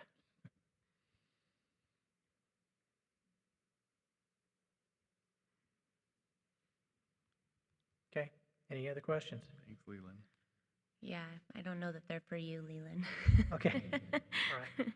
Okay, thank you. Thank you. I don't know, Dr. Yucca, it might be for you, kind of along the lines that Cheyenne is asking, is there any way of doing movement for students? Are we at capacity of all schools? You're down here at 8.5. We are pretty full across all the schools, yes. And I don't see another way right now, but the portables to address our class sizes outside of a bond measure. Okay. Okay, Anna, we'll move on to you for the finance report. Okay, I have quite a bit to go over tonight. The finance report, I don't have that much. Just want to mention that I do have a projection in the general fund that the expenses will be about 1% above budget. That would be only if we fill all the positions that we have open, and I don't think that's going to happen. So I think what you'll see is, as we go through the year, my projections will get smaller and smaller. But that's what you're seeing right now. I do want to mention that there's a statistics page that it wasn't in there last month because I didn't have all the information. It's the last page of the finance report. It's a grid with multiple colors on it like this. And down at the very bottom right-hand corner, every October I'm anxiously awaiting the information from property taxes just to see what our property taxes imposed will be. Because I projected that for our school bond that our tax per thousand would be 66 cents, and it came in at 62, so that's good. So that number doesn't change all year, but that's an important number that comes in this time of year. I don't have anything else on the finance report. Do you have any questions?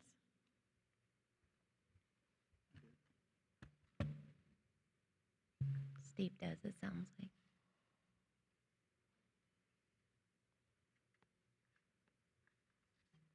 I don't know what page it is, page 142, I guess.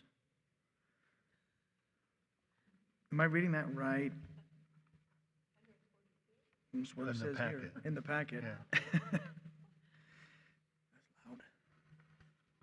loud. The district-wide expense, I see that everything else is lower. This is at 44% spent.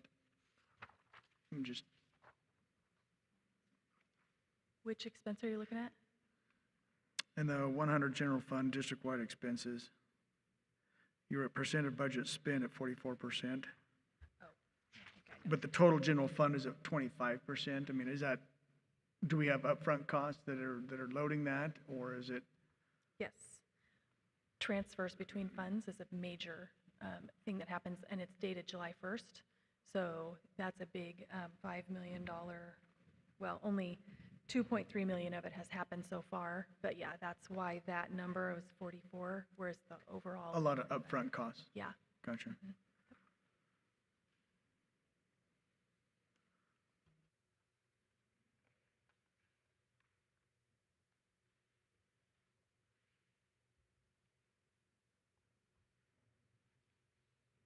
Should I move on? I think you can keep going, Anna. Okay, All the so- questions on that one. Okay. All right, so I'll move on to 8.2, which is our annual audit report, and I do have a presentation. It's just really because I didn't give you the paper version of this. I did send out to the board last week the annual audit report, and I offered that if anybody wants it on paper, I'm more than willing to give it to you on paper. It's one of those old-fashioned reports that has the binder spine on the side, and it's about this thick, and anyway, it's beautiful. Not really. It's really ugly. It's plain white and black, and but it's important because it is used by lenders. So if we ever go out for a school bond, we want to have a good credit rating, and they look at these reports. So that's really the only thing that anybody ever uses this for. So a couple things that I would just want to go over. I won't go over this every year, but since many of you are new, I just want to make sure that you understand when you're looking at this what the big things for you to know will be. So first of all, the board must approve the annual audited financial reports. They don't use the word accept or adopt or anything. It's just approve. So that's the language that we put in the proposed motion for you. In the paper document, or online, if you look at it online, it is posted online, there's kind of two sets of reports in the beginning. Governmental entities have to report it's basically fund accounting. And it's a little bit different than you'd see. It's actually a lot different than what you'd see if it was a private entity. So for example, our financial statements don't have any capital assets on here. Even though we own buildings and land and, you know, equipment and things like that, we don't have, or what people used to call FF&E or property PP&E, property plant equipment, all that kind of stuff. That isn't on here. Because what governmental entities do is when we buy major capital, we expense it in that year. So it hits all at once. We don't show it on our books. So that's a little bit different. And then we don't have, in our liabilities, we don't have our debt on our books, on these financial statements. So if you're a lender, you would never know from looking at this that we maybe have, you know, $30 million in debt or whatever, however much debt we have. And so because of that, well,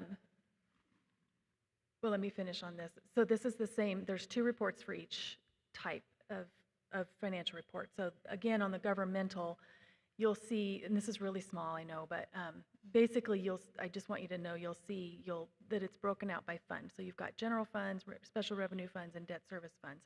This is similar to our budget document, and this is similar to the way the public would read anything that we were to publish financially. One weird thing about this is that our beginning, what it can be called, it's beginning fund balance, it's basically whatever cash you already had in the bank, is considered revenue for governmental entities. So that's strange, but that's the way we do it. And then these are our actual fund balances. I want you to see here, this is really tiny. I can actually zoom into it a little bit here. General fund balance is, oh, sorry, I guess I can't zoom in laser pointer at the same time. Ending fund balance for the general fund is 8.6 million. Grand total ending fund balance is 14 million. Those are our real fund balances. But then we have to translate from governmental financial statements to what if you were a private entity?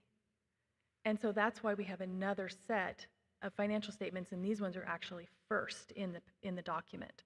So this one actually shows that we have receivables, we have capital assets, we have debt. I'm going to zoom into our debt here so you can see there's $39 million of bonds payable.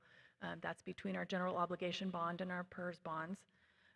So if you were a private entity, this is the stuff you would have on your financial report. So the credit agencies who give us a rating want to know this information. But what happens is we have to report all of our future obligations, but we don't get to report all of our future inflows. So we'll have property taxes coming in every year. We'll have state school fund coming in every year, all these different resources that will help us pay that debt, but we don't get to record that. So what ends up happening is down at the bottom, we have this big negative fund balance, or it's a different language than fund balance, but it's basically the same thing. So don't look at that big negative balance and be nervous about that.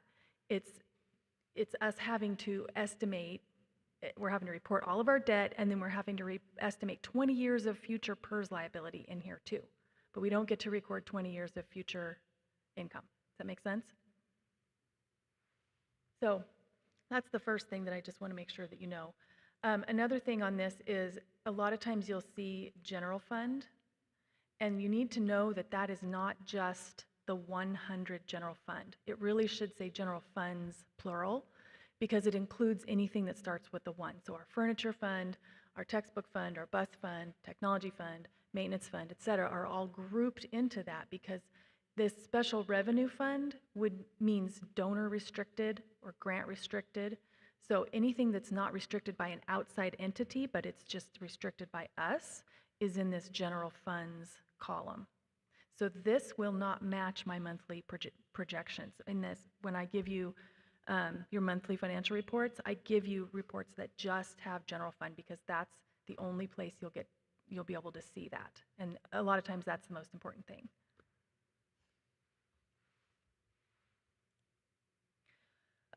There's a lot of pages, page 17 through 49, and I'm referring to the the little page numbers down at the bottom, that are just explanations for all of the numbers that are in the beginning. And then the last thing I want to tell you is that there's 3 sets of letters from our auditors.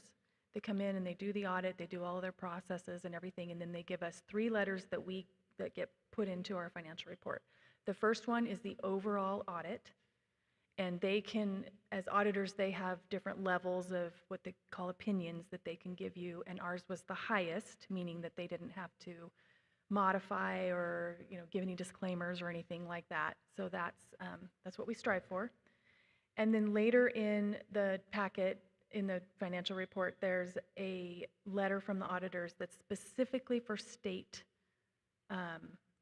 requirements. So there's a lot of different things in ORSs and different things that the state makes us be compliant with. And so our auditors have to do a special letter just for that, and that does cost extra money, by the way. And so they've given us a clean opinion on that as well. And then the third letter that they give us has to do with federal programs, and that is because our district expends more than $750,000 in federal funds, any entity that does that has to have another audit. It's called a single audit, and Scott probably has to have this done for his entity as well. And so we have another letter there that's another clean opinion. So that's why there's so many letters in there. Does anybody have any questions? So are these auditors changed each year, Anna, or are these out? Are these people who work for, like, I don't know, ODE, or where do these auditors come from? Who picks them? Yeah, that's a good question. Every district has to hire their own independent auditors. They don't work for ODE, they're a private accounting firm. And the ones that we are using is called Polly Rogers and Company. And we've actually been using them for, I don't know how many years, but as long as I've worked here, we've been using these auditors, and I know that we were using those same auditors for a long time before that. There was a point, I don't remember if it was 6 or 7 years ago, we actually did an RFP and looked to see if we should be getting a new auditor, checking our prices, and this firm actually won that RFP as well. So we're still with them, and it's actually, there's kind of a shortage of accountants right now it's a nationwide thing. And so some school districts are having a hard time even getting auditors, but our auditors like us. I think we make their jobs easy. But so they're sticking with us, and we're sticking with them. We could always do an RFP down the road again if we decide to, but we haven't really had a need to.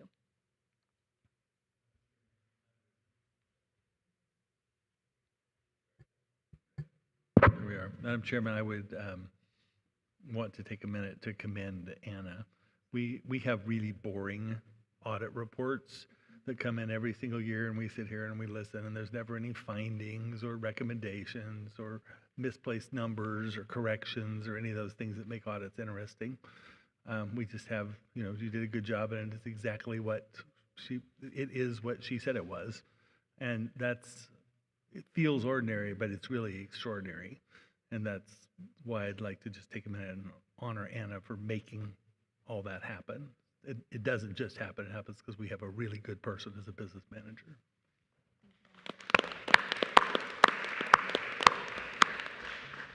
Thank you, Anna.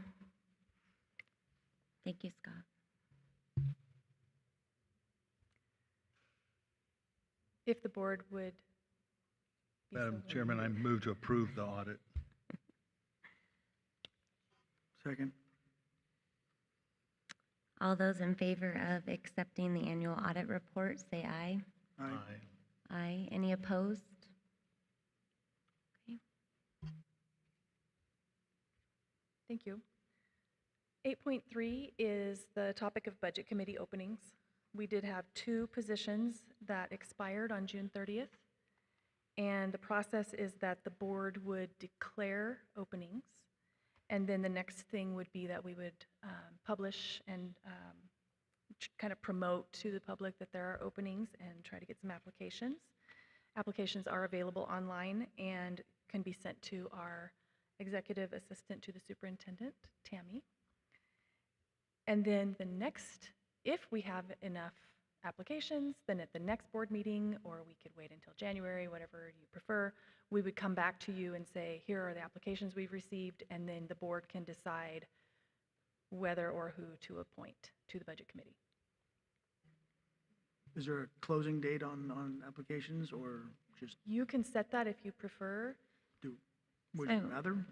Well, we would want to have these positions filled if we can by the calendar you have set, right? Yes, ideally they would be set before we meet, which is in April. And honestly, really before, at least by March. But it's, usually we have them set by January. Yeah. Madam Chairman, I would suggest you leave them open until filled in case you don't get the applications, but say announce that you'll be considering the first round of applicants in January. Okay. Then you can have it both ways for once in your life, like the only Can have time my it'll ever cake and eat happen. it too. I move to declare Budget Committee Position 7 and Position 8 as open positions, and to have the first round done by the end of January or beginning? The January board meeting. At the January board meeting.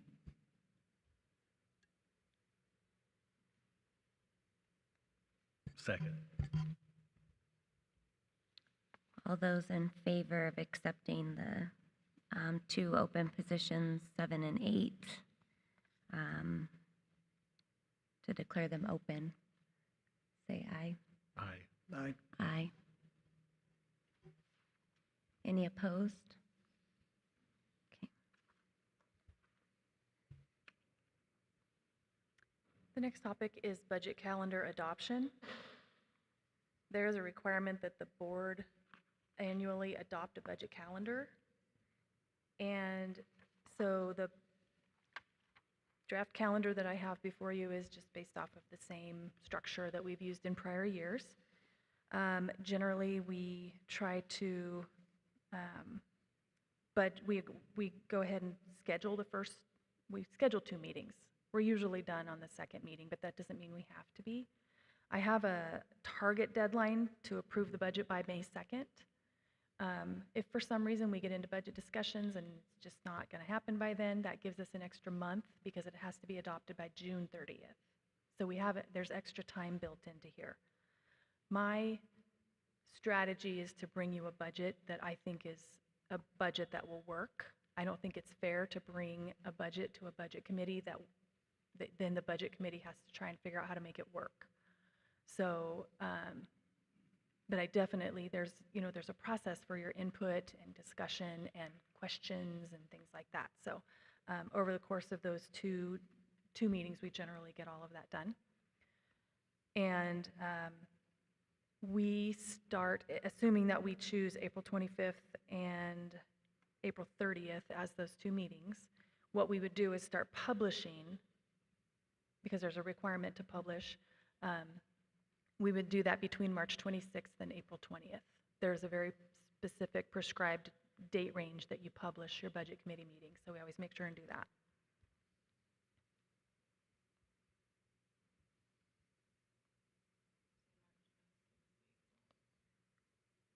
We as staff would worry about that, but it would be between March 26th and April 20th when you should see a publication in the Central Oregonian that talks about there's a requirement to publish your first meeting. We go ahead and just publish both of them so that people know ahead of time.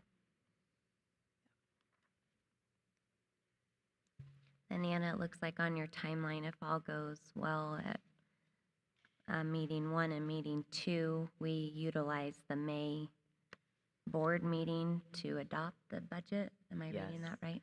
And when we can adopt in May, it makes a really positive difference to staff, both accounting staff and school secretaries or anyone who has to manage a budget, because we can get a jump start on the next year.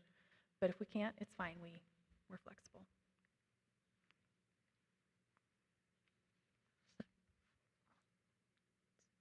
Okay. We We can edit this later if we need to, just so you know. I just haven't. I gone move through to adopt the budget calendar for the budget 2024-2025 as presented by Anna. Second. All those in favor of adopting Anna's proposed budget calendar, say aye. Aye. Aye. Any opposed? Madam Chairman, I have some practical advice for the board. If you take those two budget meetings and you put them in your calendars now, it will save a ton of trouble when we get to April, when you've forgotten about it and booked over the top of it. Also, there's another meeting on the end of the calendar, you'll notice. It's the June 28th meeting.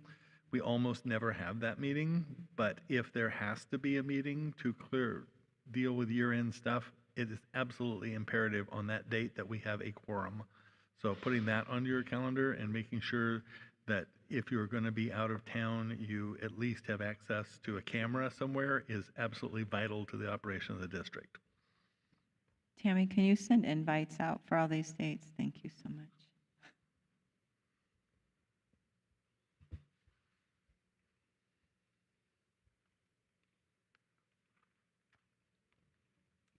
Okay, are we ready to move to 8.5? Yep. Okay. Okay, 8.5, the topic is enrollment projections, and the original purpose for doing this, way back when we started, was for facility planning.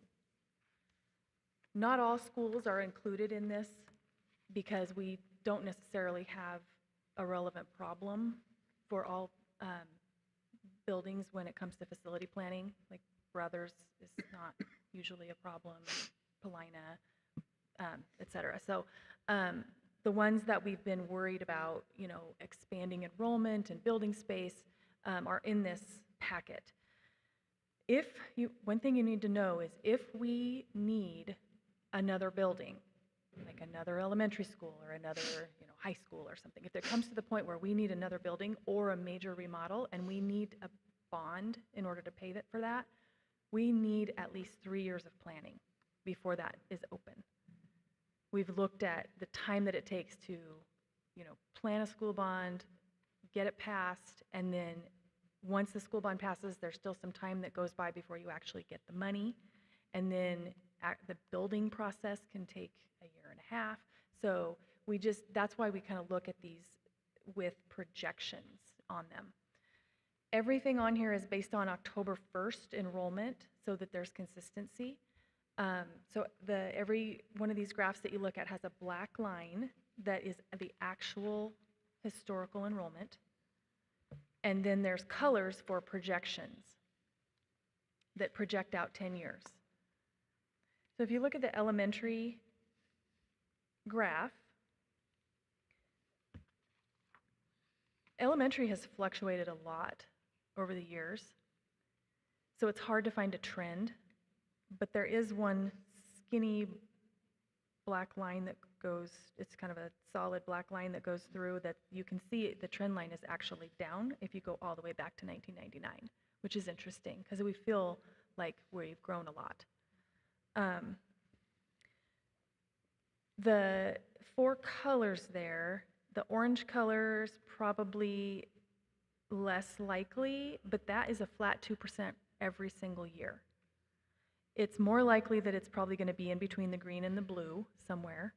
And you can see that our red dotted line there is at 1,600. That's our theoretical capacity. So if you look back when we were building this building, Barnes Butte, it was theoretically big enough for 750 students. But in reality, things don't really work that way. When you have a lot of, you know, special education, high needs students, you don't have 30 students to a classroom, you've got 6. And we don't have 30 students to a classroom anyway.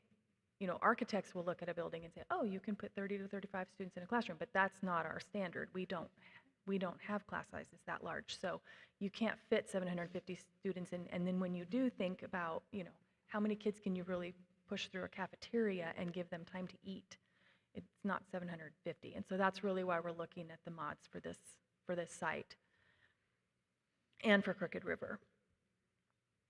anybody have any questions on the elementary before I move on to middle? When they were looking at the other bond measure, were you including in, were you guys looking at building, like, doing add-ons or building another building? Really, when we were looking at the prior bond measure, our focus was more on maintenance of existing buildings. It was, boilers, roofs that were leaking, are leaking, things like that. We weren't looking at enrollments like this at that time.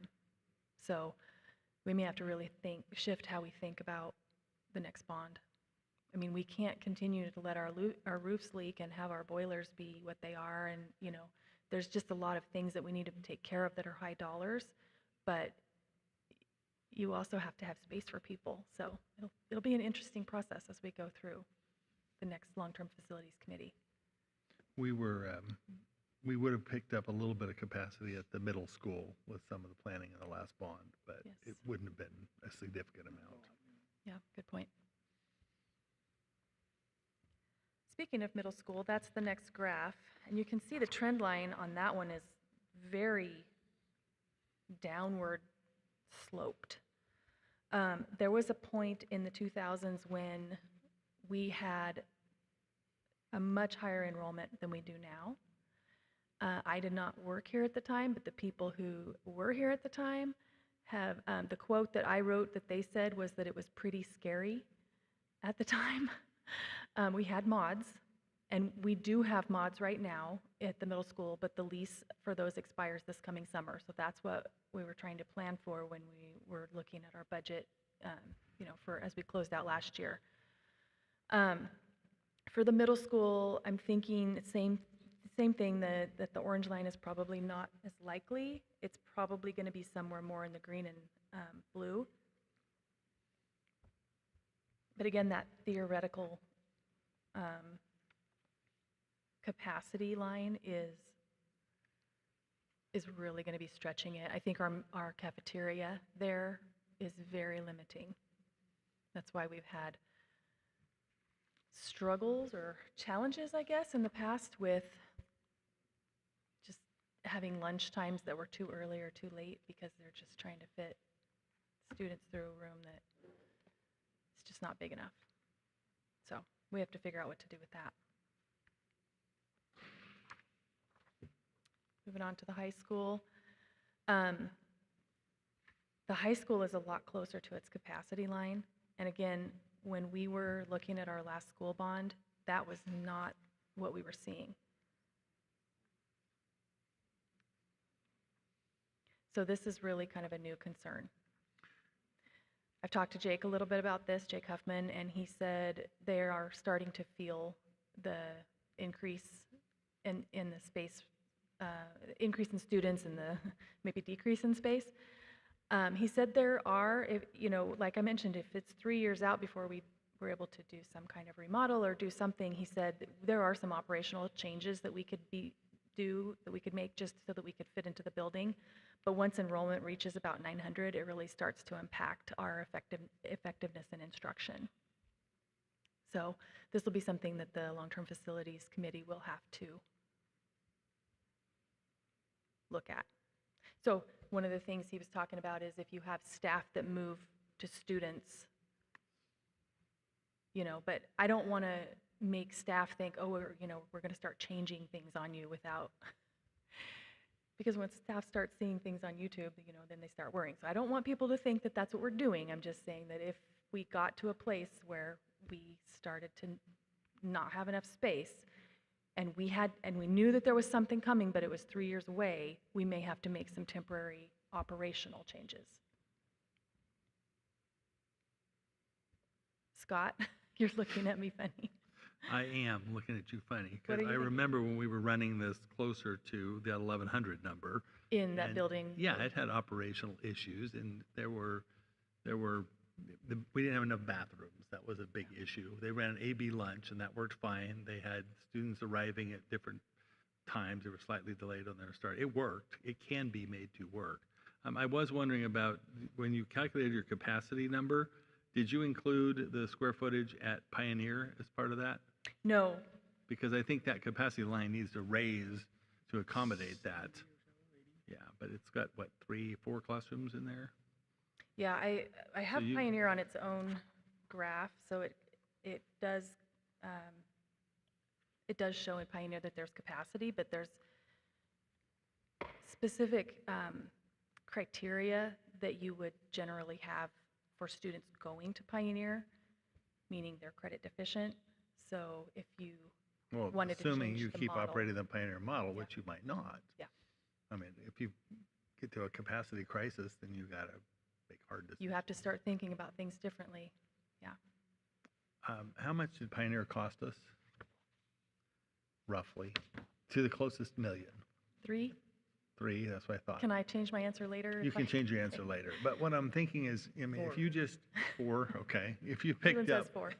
if you picked up 4 new Pioneers and set them down, or 5 new Pioneers and set one down on each major campus, I mean, you would have picked up quite a bit of capacity right there for $20 million versus what a new bond would cost. So I think as we think forward, we should think creatively about how we want to address this. Yeah, with Pioneer being a modular building, it's just such a nice looking building. I don't think people would look at that and say that that's a modular building. So No, it works great. to be able to put something, yeah, And it costs between 3 and 4 million. yeah, it looks really nice.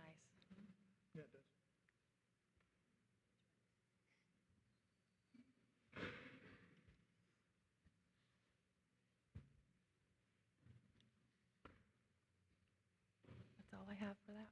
Any questions or comments on any of the above? I would just say thank you for putting those together. Those are tremendously helpful. You've done that before for boards, and I wish you'd come in with this every single year and show us. I'll provide this to the what do we call it, long-range facility committee as well. So Anna, my question that I moved from the consent agenda, it has to do with enrollment. The numbers just aren't the same, and they're both as of October 31, 23, so I just wasn't sure, am I looking at them wrong, or? So tell me one that is. So on 4.3, you have this one, you have 2023 Crooked River at 536, but on here it's 533. They're not off by a lot, but why are they different? They're just 1 month different. The statistics in the finance report were October 1st, and this one is October 31st. And when I say October 1st, it was actually September 30th. So when you're looking at the statistics in 8.1 on the very last page with the blue and yellow stripes, Yeah. that was the October 1st enrollment of last Oh, year. okay, so the date is wrong. Okay, got it. So where do I have an incorrect date? At the very top, it just says fiscal year to date, October 31, 23, and this one says as of October 31, Yes. 23. So I will update this every month. Okay, And so you'll know that I'm going to just update these statistics every month. And so this Okay. is the one for the October 31st packet that I put in the November board okay. packet. But over here, it says October 1st and then it's just, Each year. yeah. Okay, got it. So yeah, at some point, this will say, for fiscal year to date, it'll say February 28th, but these numbers here will remain at the October 1st. Sorry. Okay. They will remain at the October 1st. Yeah, that's a little bit Okay. confusing because it's the October 1 and it's. Okay, got it. I figured I was looking at something wrong, I just couldn't figure out what, so, thank you. Any other budget questions for Anna? Okay. So just some upcoming dates we have listed here. We have no school for the week of Thanksgiving, November 20th through the 22nd. We have our community listening session on November 27th at 6:30 at the district office. There is no school teacher grading day December 7th for our Paulina and Brothers schools. And we have no school teacher grading day on December 8th. And we have our next school board meeting December 11th, 6:30 PM at Crook County High School. Madam Chairman, before we go, I have one other thing. Yes. I would like to acknowledge and thank Mr. Matt Hand from our sound crew. Tonight is his birthday, and he just spent it with us. 50th Happy birthday! with us. 50 today. So there were better ways to spend your 50th birthday, Matt, but thank you for your dedication.